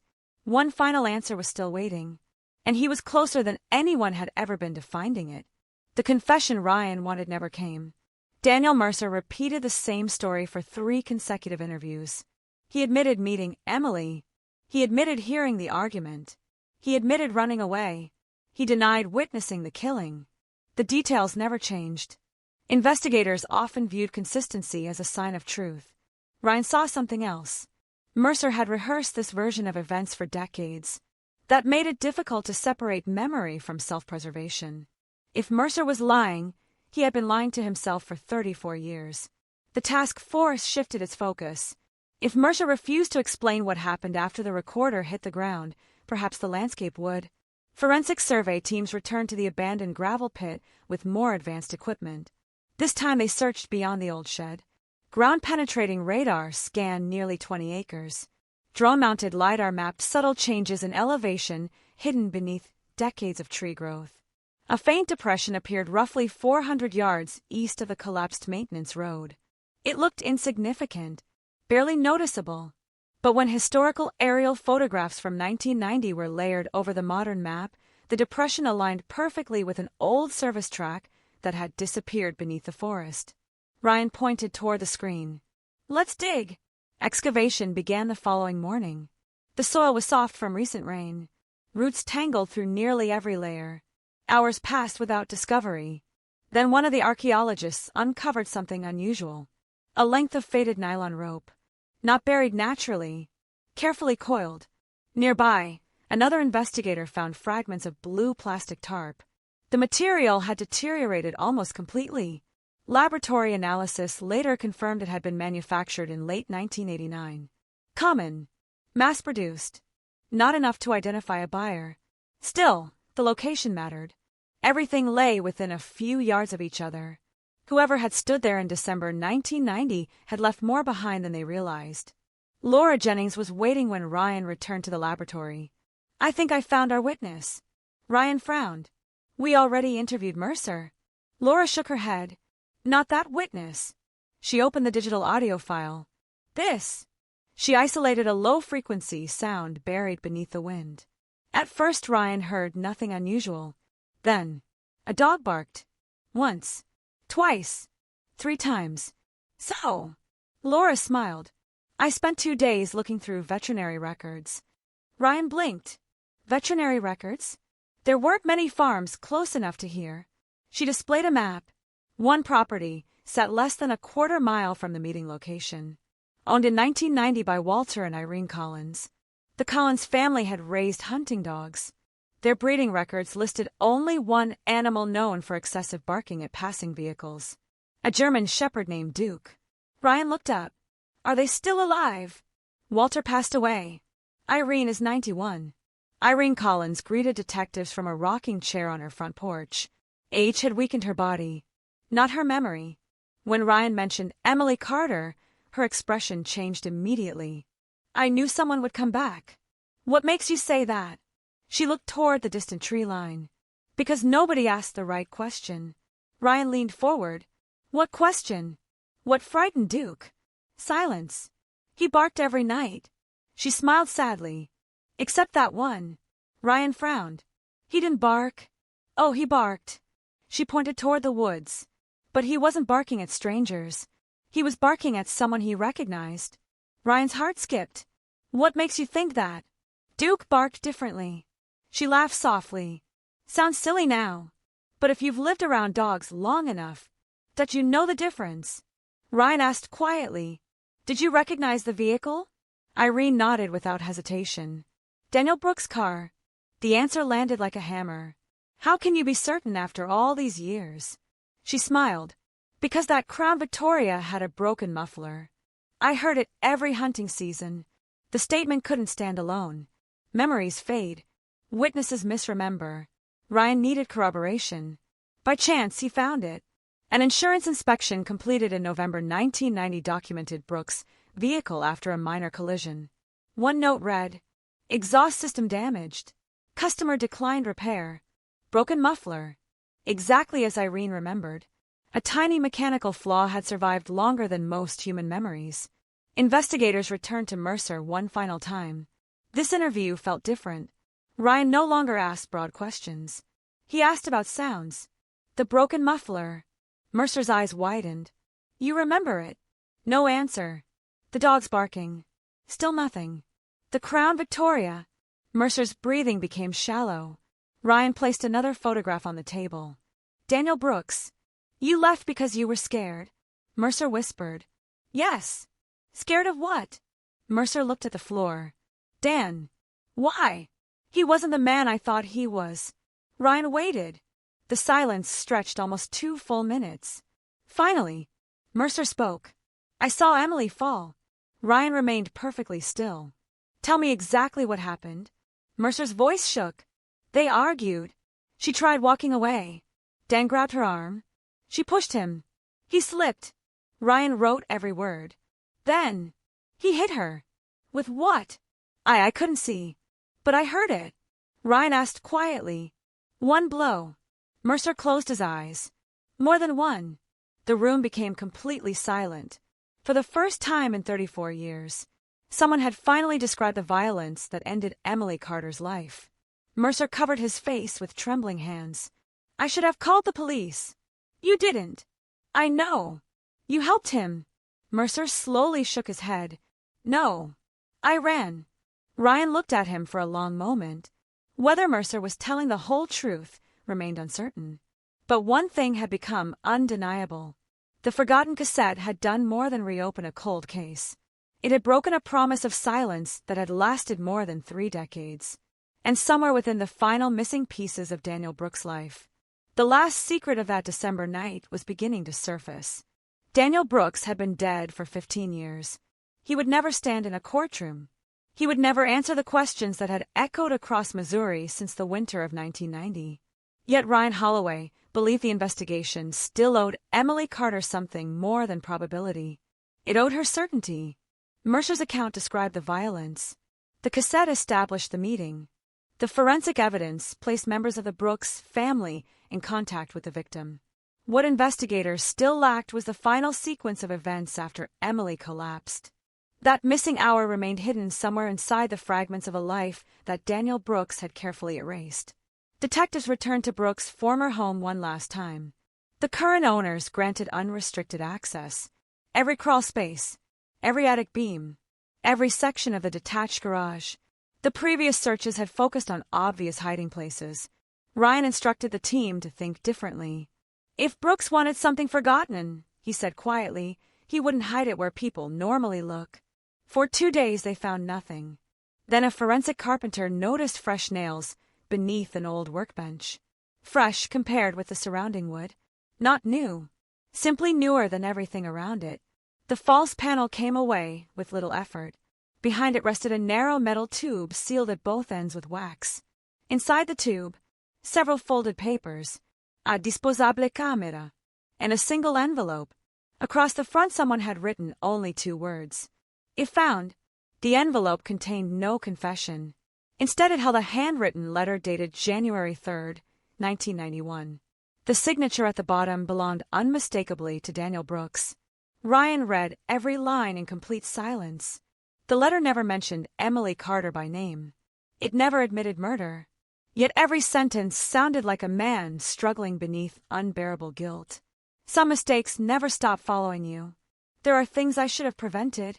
If anyone ever discovers what happened, tell them I wanted to fix it but didn't know how. Laura looked up. He never says what happened. Ryan nodded slowly. He didn't need to. The words carried the weight of someone who knew exactly what he had done. The disposable camera attracted even greater attention. Most undeveloped film from the early 1990s degraded beyond recovery. This roll had been protected inside the sealed tube. The laboratory processed it under controlled conditions. 24 exposures. 17 completely blank. 5 ordinary family photographs. 1 image of a hunting camp. Then, frame 23. A blurred photograph taken at dusk.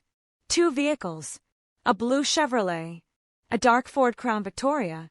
Parked side by side beside what appeared to be the abandoned grain elevator. The image lacked people. Faces. License plates. Still, it placed both vehicles together. Exactly where investigators believe the meeting occurred. Frame 24 had been exposed to light before development. Nothing remained except a white haze. Ryan stared at the final image for a long time. Someone had intentionally opened the camera before finishing the roll. Someone had tried to destroy whatever that last photograph showed. Laura spent the next week enhancing frame 23. Minute details slowly emerged.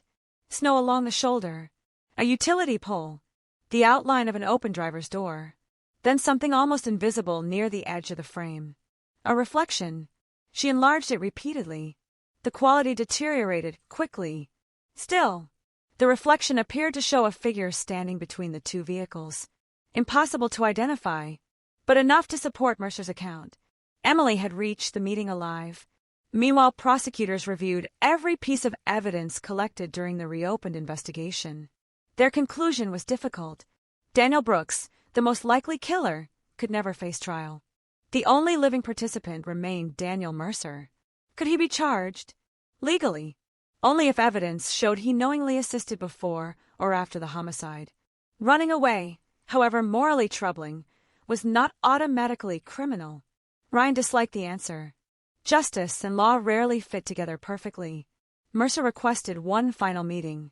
No detectives, no cameras, only Ryan. The interview took place inside a small conference room overlooking the courthouse parking lot. Mercer looked exhausted, older than he had only weeks earlier. "I keep seeing her." Ryan said nothing. "I thought it would stop. It didn't. What do you remember?" Mercer rubbed his shaking hands together. She wasn't afraid when she arrived. Ryan listened carefully. She smiled. Those words struck harder than any confession. Mercer continued. "She thought Dan wanted to apologize." "For what?" "He borrowed money." Ryan frowned. "Money?" Mercer nodded. Emily wanted it back before Christmas. The motive investigators had searched for suddenly shifted. Not jealousy. Not obsession. Debt. A simple disagreement that somehow escalated into irreversible violence. Ryan reopened Brooks' financial records one final time. This time he wasn't looking for unexplained deposits. He searched for withdrawals, loan payments, missed bills. Within hours another analyst found it. Daniel Brooks owed nearly $20,000 to multiple creditors during late 1990. Several payments were already overdue. Foreclosure proceedings had quietly begun against his property. The pressure had been enormous. Enough to explain desperation. Enough to explain why he needed money. Enough to explain why he asked Emily to meet. Whether he intended violence from the beginning. No evidence could ever answer that. Weeks later, prosecutors held a public press conference. They announced the official findings. Emily Carter had been lured to a meeting by someone she trusted. The confrontation turned violent. She died from blunt force trauma. Daniel Brooks was identified as the principal suspect based on the totality of the evidence. No prosecution would occur because Brooks had died years earlier. Daniel Mercer admitted witnessing portions of the confrontation but denied participating in the killing. Available evidence could not establish criminal liability beyond reasonable doubt. Many residents accepted the conclusion. Others never did. Some believed Mercer knew far more than he admitted.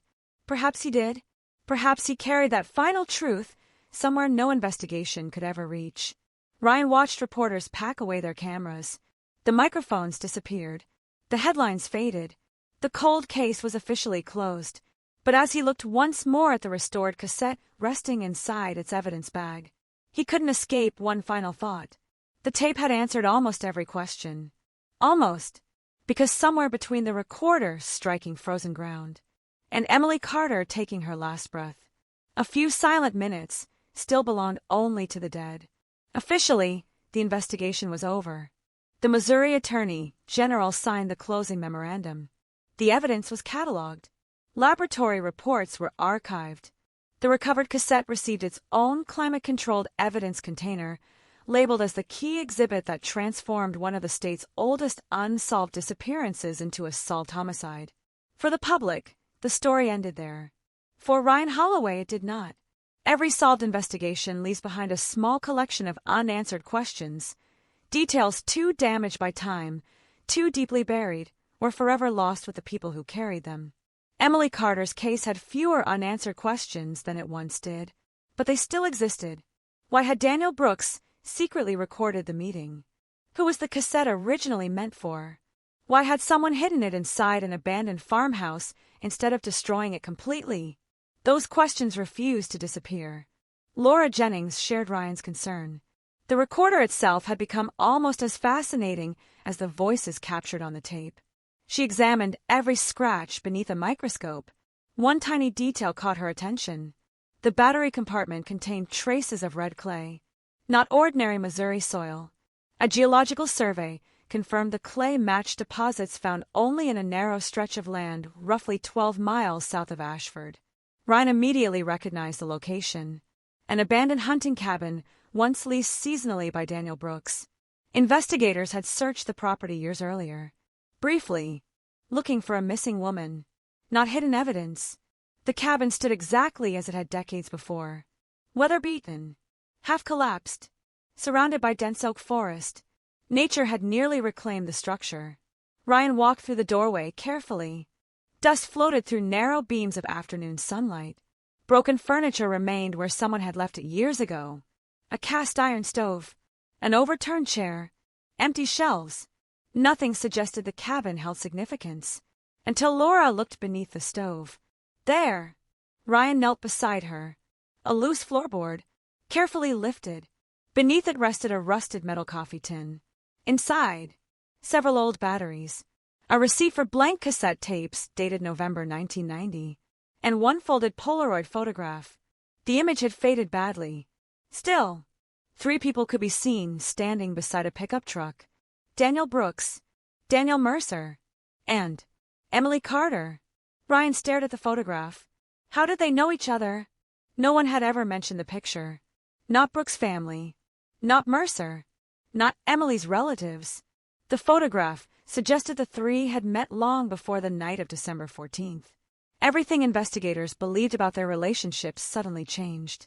Emily's former coworker, Linda Foster, received another visit. She studied the Polaroid for several seconds before quietly nodding. I remember this. Ryan looked up immediately. Where was it taken? Community Cleanup Day. What year? Spring of 1990. Ryan frowned. They already knew each other. Linda nodded. Not well. But Emily talked to everyone. She smiled faintly. She volunteered for almost every town event. Ryan felt an unexpected sense of relief. The meeting in December no longer appeared random. Brooks didn't need an elaborate excuse to convince Emily to stop. She already recognized him. She had no reason to feel threatened. That made the betrayal even more devastating. Meanwhile, Laura continued examining the Polaroid under infrared imaging. Most people focused on the 3 figures. Laura focused on the background, a white sign partially hidden behind a tree. After enhancement, several faded letters became visible. River Storage. Ryan immediately searched property records.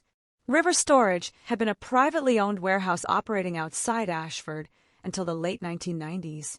The business no longer existed. Its contents had been auctioned after bankruptcy. Warehouse rental agreements, however, still survived inside county tax archives. Daniel Brooks had rented Unit 18. From 1988 until March 1991. Ryan slowly looked toward Laura. We've never searched it. The warehouse itself had been demolished years earlier. Only the concrete foundation remained. Investigators reviewed inventory records recovered from bankruptcy files.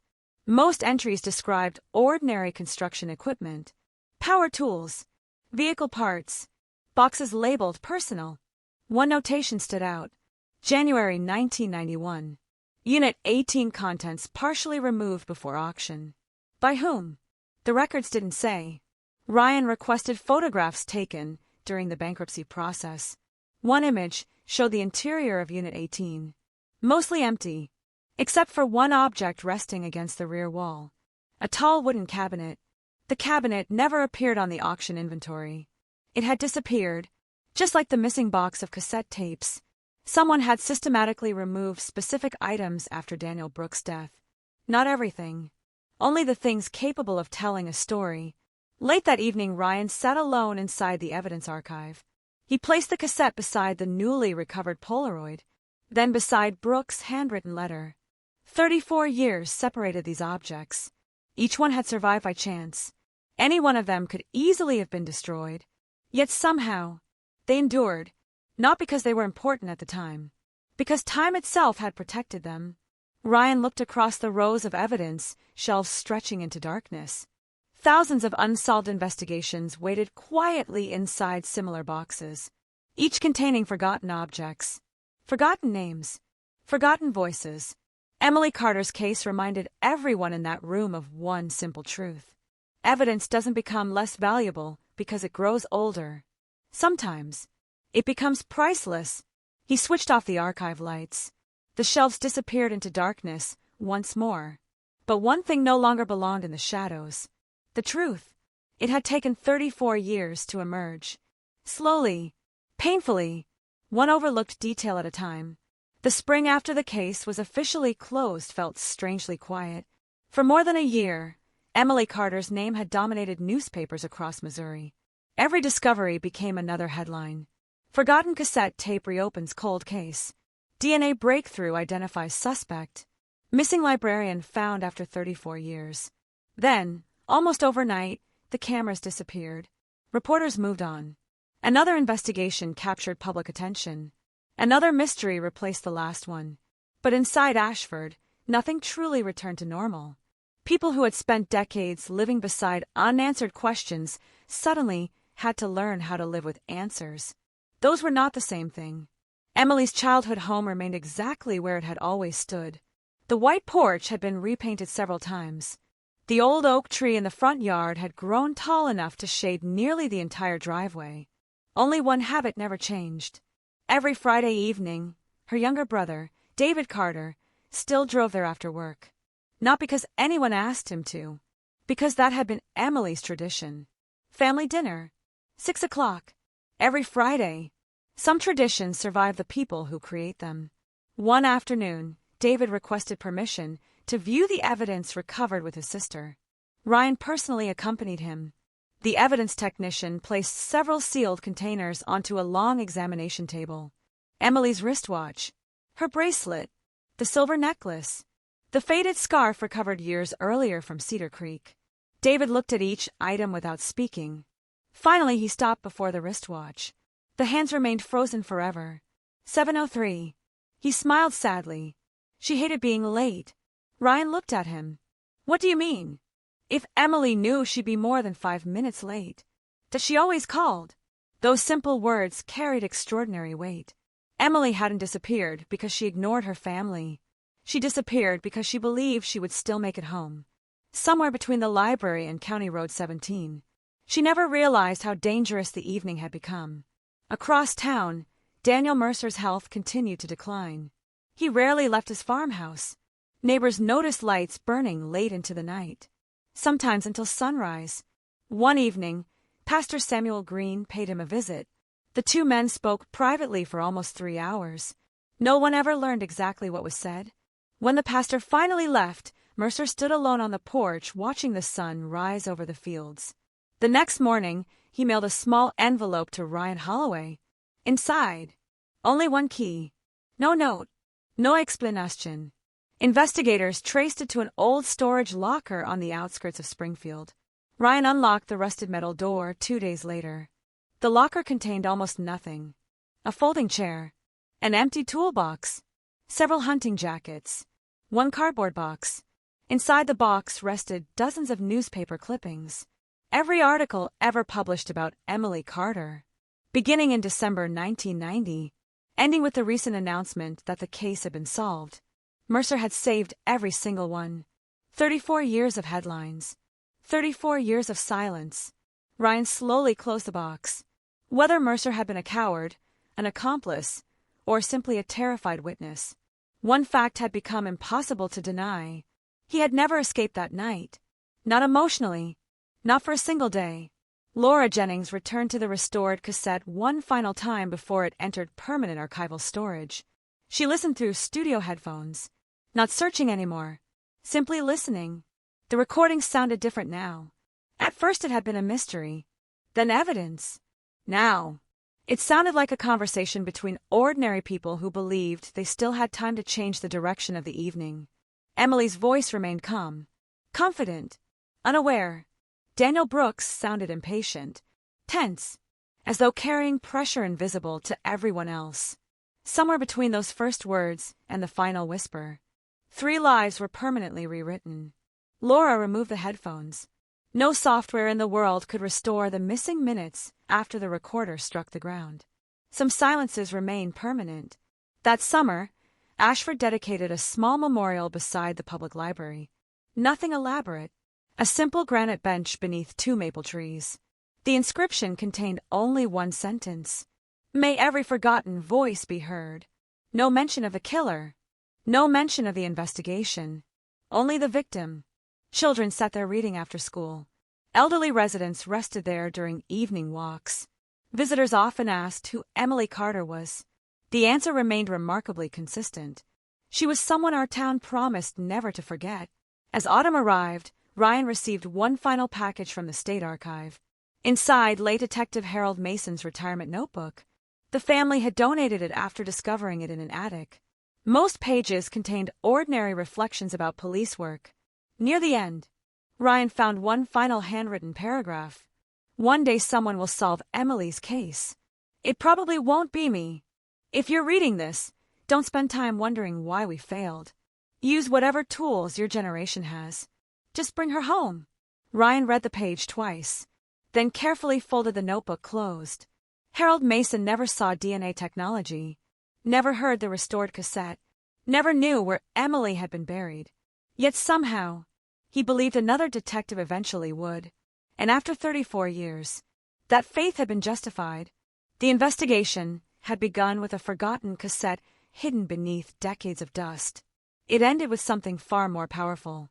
Not revenge, not triumph, but the quiet certainty that truth can survive longer than lies. If someone is willing to keep listening,